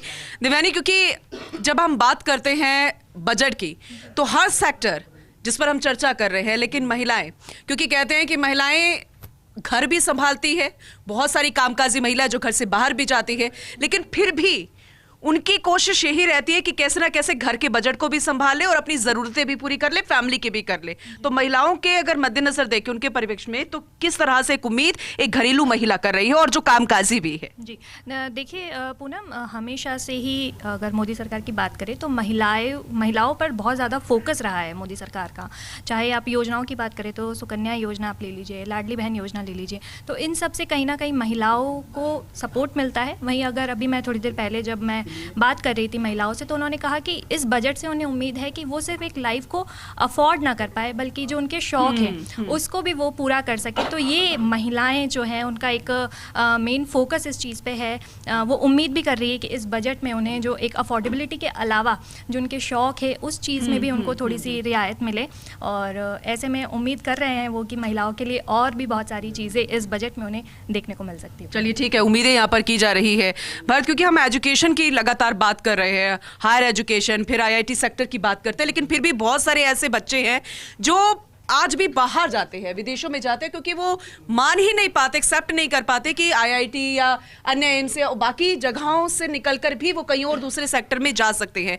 क्या अंदर ही देश में रह के लोन, स्कॉलरशिप, इस पर काम किया जा सकता है? देखिए बिल्कुल, आज का जो बजट है वो खास तौर पर राजस्थान के लिहाजे से बात की जाए तो मरुधरा के उच्च शिक्षा के स्तर को बदलने के लिए आज का जो बजट केवल आंकड़ों का खेल नहीं होगा, राजस्थान को नॉलेज हब बनने की दिशा में एक बड़ा कदम साबित होगा। अगर बात करें पिछले कुछ सालों की कि राजस्थान का उच्च शिक्षा तकनीक अचानक से ग्रोथ किया है, बात करें आईआईटी जयपुर, आईआईटी जोधपुर की बात करें, एआईएम उदयपुर की बात करें, एमएनआईटी जयपुर की बात करें, तो इन संस्थानों ने पूरे प्रदेश में, पूरे देश में एक अपनी नई पहचान बनाई है। आप बात कर रही हैं कि हमारे जयपुर का साथ या प्रदेश का जो छात्र है वो कहीं बाहर नहीं जाए, इसको लेकर वाकई में काम करने की ज़रूरत है और उम्मीद की जा रही है इस बजट के अंतर्गत कि कई इस प्रकार की घोषणाएं वो यहाँ पर होने वाली है। देखिए खासतौर पर अगर कॉलेजों की बात की जाए तो रिसर्च की बेहद ज़रूरत है और रिसर्च के लिए इंफ्रास्ट्रक्चर के साथ साथ इक्विपमेंट्स की बात की जाए, नई नई चीज़ों की बात की जाए तो ये होना बहुत जरूरी। स्कॉलरशिप की बात की जाए तो स्कॉलरशिप को लेकर निश्चित रूप से जरूर घोषणा है इस बजट में होंगी। इसके साथ साथ आपको बता दूं कि प्रदेश में खासतौर पर बांसवाड़ा की बात की जाए, डूंगरपुर की बात की जाए, तो इन इलाकों में ठीक है, यानी कि बीजेपी शासित राज्यों पर फोकस किया जा सकता है। लेकिन ऋतुराज जी, ये कहा जा रहा है कि चुनावी बजट ज्यादा हो सकता है, टैक्स स्लैब में ज्यादा बदलाव नहीं होगा। क्या मानकर चलें ऐसा ही होगा या फिर सबको साथ लेकर चलने की जो बात कही जाती है केंद्र सरकार, प्रधानमंत्री नरेंद्र मोदी, वित्त मंत्री की ओर से, वही होता हुआ नजर आएगा? देखिए, पहले जो बजट का तरीका था वो काफ़ी पारंपरिक तरीका माना जाता था, अब काफ़ी कुछ बदलाव हुआ है इसमें। मोटे तौर पर अगर हम बात करें तो जो बदलाव देखने को मिलता है वो यह है कि संघीय लोकतंत्र की भावना को और मजबूत किया जा सकता है। तो उस लिहाज से जो अब आज के समय की ज़रूरत है कि जो नई नीतियों की ज़रूरत है, ऐसे नीतियों को अपनाने वाले राज्यों को क्या किस रूप में मदद मिल सकती है। मसलन अगर हम बात करें एरोस्पेस और डिफेंस पॉलिसी की।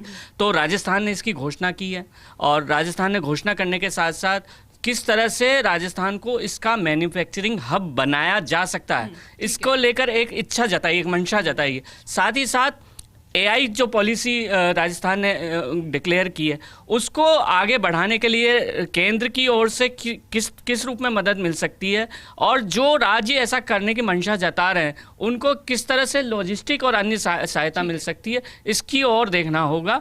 और जो खुद राज्य अपनी दृष्टि से विकसित कर रहे हैं कि जो नॉलेज सिटी बना रहे हैं या गिफ्ट सिटी बना रहे हैं, इन तमाम इंफ्रास्ट्रक्चर प्रोजेक्ट्स को मूर्त रूप किस रूप में दिया जाए। केंद्र सरकार से जब वो मांग करते हैं फंड की, तो क्या वो सहायता भी उन तक पहुंच पाती है? क्योंकि योजनाओं का विस्तार भी तभी हो पाएगा, और जहां पर डबल इंजन की सरकार है वहां के जो राज्य है और सरकार है वो ज्यादा उम्मीद करती है। श्वेता, लगातार तो इनसे हम ले रहे हैं, लेकिन एक्सपर्ट कमेंट लेंगे, और मेरा सवाल एक है जो वहां पर महिला एक्सपर्ट भी बैठी हैं, क्योंकि प्रधानमंत्री इंटर्नशिप प्रोग्राम महिलाओं के लिए लेकर आए हैं, उसमें उम्र जो है वो 24 साल तक है। क्या उस पर बढ़ाने पर विचार विमर्श जो चल रहा था सरकार की तरफ से, क्या उस पर फैसला लिया जा सकता है, और क्या उस पर फंड की बढ़ोतरी की जा सकती है?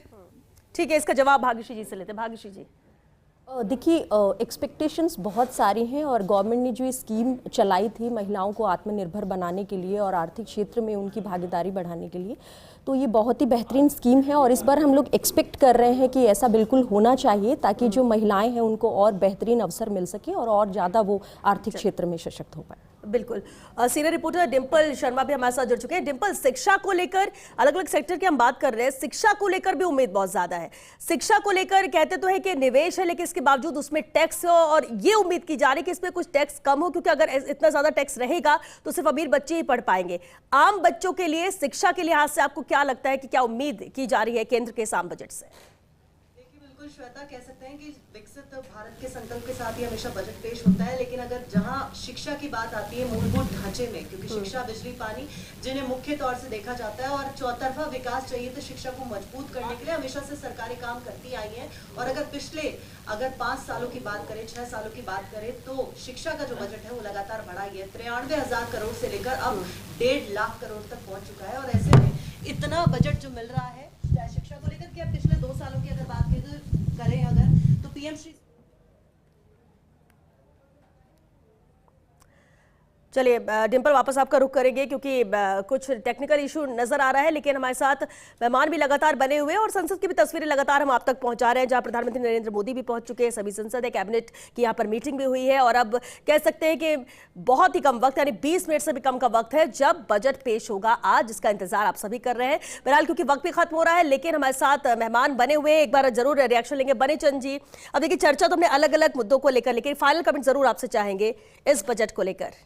इस बजट में हमें जो सबसे ज्यादा डिस्टर्ब करता हमारे व्यापार को, सट्टा बाजार है। आप देखिए, सट्टा बाजार में हमारे कॉपर में 80 रुपए, 70 रुपए, 100 रुपए पर डे की मद्दी और तेजी आती है। इससे व्यापारियों को बहुत नुकसान होता है। अब आम आदमी कहेगा सोना चांदी में लाख लाख रुपए कम ज्यादा होता, तो सोना चांदी कॉपर के आगे कहीं नहीं लगता। कॉपर की खपत दिल्ली के अंदर पर डे 1000 टन की है। राजस्थान में 300 से 500 टन पर डे बिकता है कॉपर। यदि एकदम इतने भाव कम ज्यादा होते हैं तो इसका डिस्टर्बेंस व्यापार पे पड़ता है, व्यापार में मद्दी आती है, खरीदने वाला खरीदना नहीं चाहता है, बेचने वाला बेचना नहीं चाहता है। कोई तेजड़िए होते हैं, वो सोचेंगे तेजी आएगी, कोई कहते हैं और मद्दी आएगी, इससे व्यापार डिस्टर्ब होता है और व्यापारियों को नुकसान भी बहुत होता है। और दूसरी बात ये थी, जो ग्रामीण सेक्टर में कृषि सम्मान निधि देते हैं या कृषकों का ऋण माफ करते हैं, उसके वो तो अच्छी बात है, परंतु करना ये चाहिए कि ग्रामीण क्षेत्रों का विकास हो, ताकि ग्रामीण जो नई जनरेशन आ रही है वो कृषि में रुचि ले। कृषि में आजकल नई जनरेशन रुचि लेती नहीं है, शहरों की तरफ उनका पलायन होता है, धंधा दूसरा करना चाहता है, खेती कोई करना नहीं चाहता है। तो ग्रामीण क्षेत्रों में यदि शिक्षा, चिकित्सा, सड़क, पेयजल, ये सब सुविधाएं मिलने लग जाए तो कम से कम वहां से पलायन होना रुक जाए और वहां का आय का स्रोत भी बढ़ जाए, ताकि किसानों, फिर केंद्र सरकार को यह जरूरत भी नहीं पड़ेगी कि किसानों का ऋण माफ किया जाए, किसान आत्महत्या कर रहे हैं, ये सब किससे खत्म हो जाएंगे। एक छोटी सी बात हमने और भी रखी थी अभी वित्त मंत्री जी को, मैंने कहा कि आज से 25 साल पहले VDIS स्कीम लागू हुई थी, तब कांग्रेस सरकार थी। उसके बाद में VDIS स्कीम अभी तक लागू नहीं हुई है। यदि काला धन जो पड़ा है, जो किसी काम नहीं आ रहा है, वो अपने विकास की मुख्य धारा से यदि यह सरकार जोड़ना चाहती है तो VDIS स्कीम लागू करनी चाहिए। इससे 30% के हिसाब से आपके पास इनकम टैक्स भी खूब आ जाएगा, और जो धन किसी काम नहीं आता, डेड मनी पड़ी है, वो अपने विकास की मुख्य धारा से जुड़ जाएगी। बिल्कुल बिल्कुल ठीक है, ये अच्छी एडवाइस है आपकी, जिस तरह से सुझाव आपने दिया। लेकिन डिम्पल, एक बार फिर आपका रुख करना चाहेंगे, उस वक्त कुछ टेक्निकल इशू था, आप अपनी बात पूरी कीजिए। देखिए बिल्कुल श्वेता, जिस तरीके से एजुकेशन को लेकर बात कही जाती है, और मैंने पहले भी जिस तरीके से बात की कि विकसित भारत के संकल्प के साथ हमेशा बजट पेश होता है, और जहां चौतरफा विकास की बात की जाती है तो उसमें शिक्षा मुख्य तौर से देखा जाता है। और पिछले अगर 5-6 सालों की बात करें तो शिक्षा के लिए ये सहायक ही साबित हुआ है, क्योंकि पिछले 5-6 सालों में 93,000 करोड़ से लेकर अब 1.5 लाख करोड़ तक पहुंच चुका है बजट शिक्षा को लेकर। लेकिन अगर एजुकेशन लोन की बात है, जो आम बच्चों की शिक्षा को लेकर बात है, तो पिछले 1 साल में PMC स्कूलों की और बेहतरी पर काम करा है, चाहे आधुनिक लैब को लेकर हो या उनके स्कूलों की जो स्थिति है वो और ज्यादा बेहतर हो सके। जैसे कि आपने पहले भी कहा था कि जो बच्चे हैं वो पलायन ना करें, चाहे हायर स्टडीज के लिए भी, और राजस्थान के लिए भी खास इस बार इसलिए हो सकता है क्योंकि इस नए साल में जैसे 2026 शुरू हुआ है तो राजस्थान में शिक्षा के लिहाज से बेहतर वैसे भी साबित होगा, क्योंकि शिक्षा का नया क्लेवर देखने को मिलेगा आने वाले इस पूरे साल में। तो ऐसे में केंद्र सरकार से जो बजट आएगा राजस्थान के लिए, वो वाकई और ज्यादा बच्चों की शिक्षा, किस तरीके से बेहतर शिक्षा और बेहतर गुणवत्तापूर्ण शिक्षा पर फोकस इस बार रहेगा। क्योंकि पिछली बार भी PMC स्कूल और स्किल डेवलपमेंट का जो मुद्दा है, क्योंकि अभी जो हमारे वरिष्ठ सहयोगी है भारत, वो भी बता रहे थे कि जो स्किल डेवलपमेंट है उसको लेकर हमेशा से केंद्र सरकार का फोकस रहा है। और जो आत्मनिर्भर भारत है, क्योंकि देखिए हर जगह भी जाते हैं हम, ग्रामीण क्षेत्रों में भी अगर स्किल डेवलपमेंट पर काम करेगा तो युवा कहीं ना कहीं पलायन करेगा नहीं विदेशों की ओर भी। और अब तो राजस्थान में भी जो गाइडेंस है वो मिलने लगी है। मुख्यमंत्री भजनलाल शर्मा भी कई बार इस बात का जिक्र कर चुके हैं कि बच्चों को बेहतर गाइडेंस मिले, ताकि जो उनके पास उलझन होती है कि कौन सा विषय चूज करना है, कौन सी स्ट्रीम को जाना है, कौन से क्षेत्र को चूज करना है, तो उसको लेकर उनमें कहीं ना कहीं उलझन होती है। अभिभावकों को भी उस दौर से गुजरना पड़ता है। लेकिन जब वो गाइडेंस उनके पास बेहतर होगी तो मेरे ख्याल से शायद उनका वो पलायन भी रुकेगा और उनको गाइडेंस भी मिलेगी कि आखिर उन चुनौतियों का सामना कर सके। और इस बार जो बजट है केंद्र सरकार का, वो मुख्य रूप से PMC स्कूलें और स्किल डेवलपमेंट पर ही मुख्य रूप से देखा जा रहा है। और इस बार भी क्योंकि शिक्षा में हमेशा से ही अच्छा बजट मिला है, ऐसा लग रहा है कि इसे ये फोकस रहेगा और हो सकता है इसे लेकर भी बजट में इसे शामिल किया जाए। और चलिए एकता जी क्या कुछ कह रहे हैं, एकता अग्रवाल, उन्हें सुन लेते हैं क्योंकि रिएक्शन लगातार आ रहे हैं उम्मीदों को लेकर। इस प्रकार से हमारे बजट को 2014 के बाद में एक सिर्फ आय व्यय का लेखा जोखा नहीं रख करके एक देश के जो आधारभूत जो स्ट्रक्चर होता है उसको मजबूत करने की नींव जो रखी गई है, उसी दिशा में अब और एक कदम बढ़ने वाला है। और महिलाओं को लेके, क्योंकि देखिए महिलाएं जो है वो बजट से बहुत ज्यादा प्रभावित होती हैं, उनको अपनी गृहस्थी भी चलानी होती है, डेली का जो उनका काम होता है उससे जुड़ा हुआ होता है। तो महिलाओं के लिए पहले भी बहुत सारी रिबेट्स दी गई हैं और हमें पूरी उम्मीद है कि जिस प्रकार से हमारी मोदी सरकार महिलाओं के हर क्षेत्र में काम कर रही है, चाहे आप राजनीतिक सशक्तिकरण हो वहां से लेकर कि या घर व्यापार हो या स्टार्टअप हो, सब में वो काम कर रही है। तो मुझे लगता है कि ऐसा एक बजट आएगा जो हर महिला उद्यमी से जुड़ा हुआ होगा, उनको बेनिफिट देगा। तो भाजपा ब्रेक के बाद एक बार फिर आप सभी का बहुत स्वागत है। अब महज 10 मिनट से भी कम वक्त है जब बजट पेश करेंगी केंद्रीय वित्त मंत्री निर्मला सीतारमण। और चलिए एक बार फाइनल कमेंट जरूर लेते हैं रितुल जी। हालांकि इससे पहले जब बाजार शुरू हुआ था आपने कहा था गिरावट के साथ शुरू, लेकिन आपने कहा था अभी तो ये ऊपर जाएगा और अब ये ऊपर गया है। लेकिन क्या लगता है आज ऊपर नीचे या उतार चढ़ाव आज पूरा दिन बना रहेगा? और साथ एक फाइनल कमेंट जरूर चाहेंगे कि कौन से वो सेक्टर है जिस पर फोकस इस बार ज्यादा रह सकता है? प्राइमरली जब हम स्टॉक मार्केट की बात करते हैं तो मेरे को ऐसा लगता है कि आज तो पॉजिटिव ही दिख रहा है market, but sectoral analysis is very important because जब से चाइना ने क्रिटिकल मिनरल को स्ट्रेटेजिक टूल के रूप में यूज किया है तो हर सरकार के लिए जागृति का समय है कि कैसे वो अपने क्रिटिकल एसेट्स, अब क्रिटिकल एसेट्स जरूरी नहीं है कि वो मिनरल्स ही होंगे, डेफिनेटली भारत सरकार भी क्रिटिकल मिनरल्स पे काम कर रही है और क्रिटिकल मिनरल्स की माइनिंग से ज्यादा उसके कन्वर्जन, उसको कैसे मैग्नेट्स में कन्वर्ट किया जा रहा है उसके ऊपर एक नया फोकस एरिया आ सकता है। देन सेकंड सेक्टर अपना आता है आर्टिफिशियल इंटेलिजेंस। आज की दुनिया में सबसे पावरफुल टूल जो है अमेरिका के पास, जो अभी सबसे पावरफुल टूल है वो न्यूक्लियर बॉम्ब नहीं है, न्यूक्लियर बॉम्ब तो बहुत सारी कंट्रीज के पास है, पर आर्टिफिशियल इंटेलिजेंस एक ऐसा प्लेटफॉर्म है और सबसे मजेदार चीज यह है कि इस एआई को डेवलप करने में पूरी दुनिया में भारतीय साइंटिस्ट, भारतीय कंप्यूटर इंजीनियर्स, इन्होंने ये पूरा सॉफ्टवेयर डेवलप किया है। आज आवश्यकता है कि सरकार एआई के ऊपर एक बड़ा प्लेटफॉर्म इंडिया में डेवलप करे, इंडिजिनियस डेवलप कराए, और उसके लिए एक प्रमोशन की कोई स्कीम आनी चाहिए। देन डेटा सेंटर एक बहुत बड़ा एवेन्यू है जहां पे मुझे लगता है कि भारत सरकार को कोई फोकस एरिया रहेगा। देन सोलर पावर का जो बैटरी बैकअप है उसके ऊपर, क्योंकि सोलर पावर पे सरकार काफी काम कर चुकी है, उससे बहुत बड़ा इन्वेस्टमेंट ऑलरेडी इंडिया में आ चुका है, परंतु अब जो फोकस होगा उसके बैटरी बैकअप के ऊपर एक फोकस लेके आ सकती है। प्लस बहुत सारे जैसे ऑलरेडी $50 बिलियन के इन्वेस्टमेंट्स ऑलरेडी इंडिया में प्रपोज्ड हैं। मेटा इन्वेस्ट कर रही है, माइक्रोसॉफ्ट इन्वेस्ट कर रही है, और बहुत सारी कंपनियां, अमेजन इन्वेस्ट कर रही है। आवश्यकता यह है कि वो सारा इन्वेस्टमेंट किस तरीके से भारत में रोजगार डेवलप करेगा, उसके ऊपर कैसे काम होगा, वो सारी चीजें मेरे को लगता है इस बजट का फोकस रहेंगी। और लास्ट पॉइंट, व्यापारी के लिए क्या चाहिए?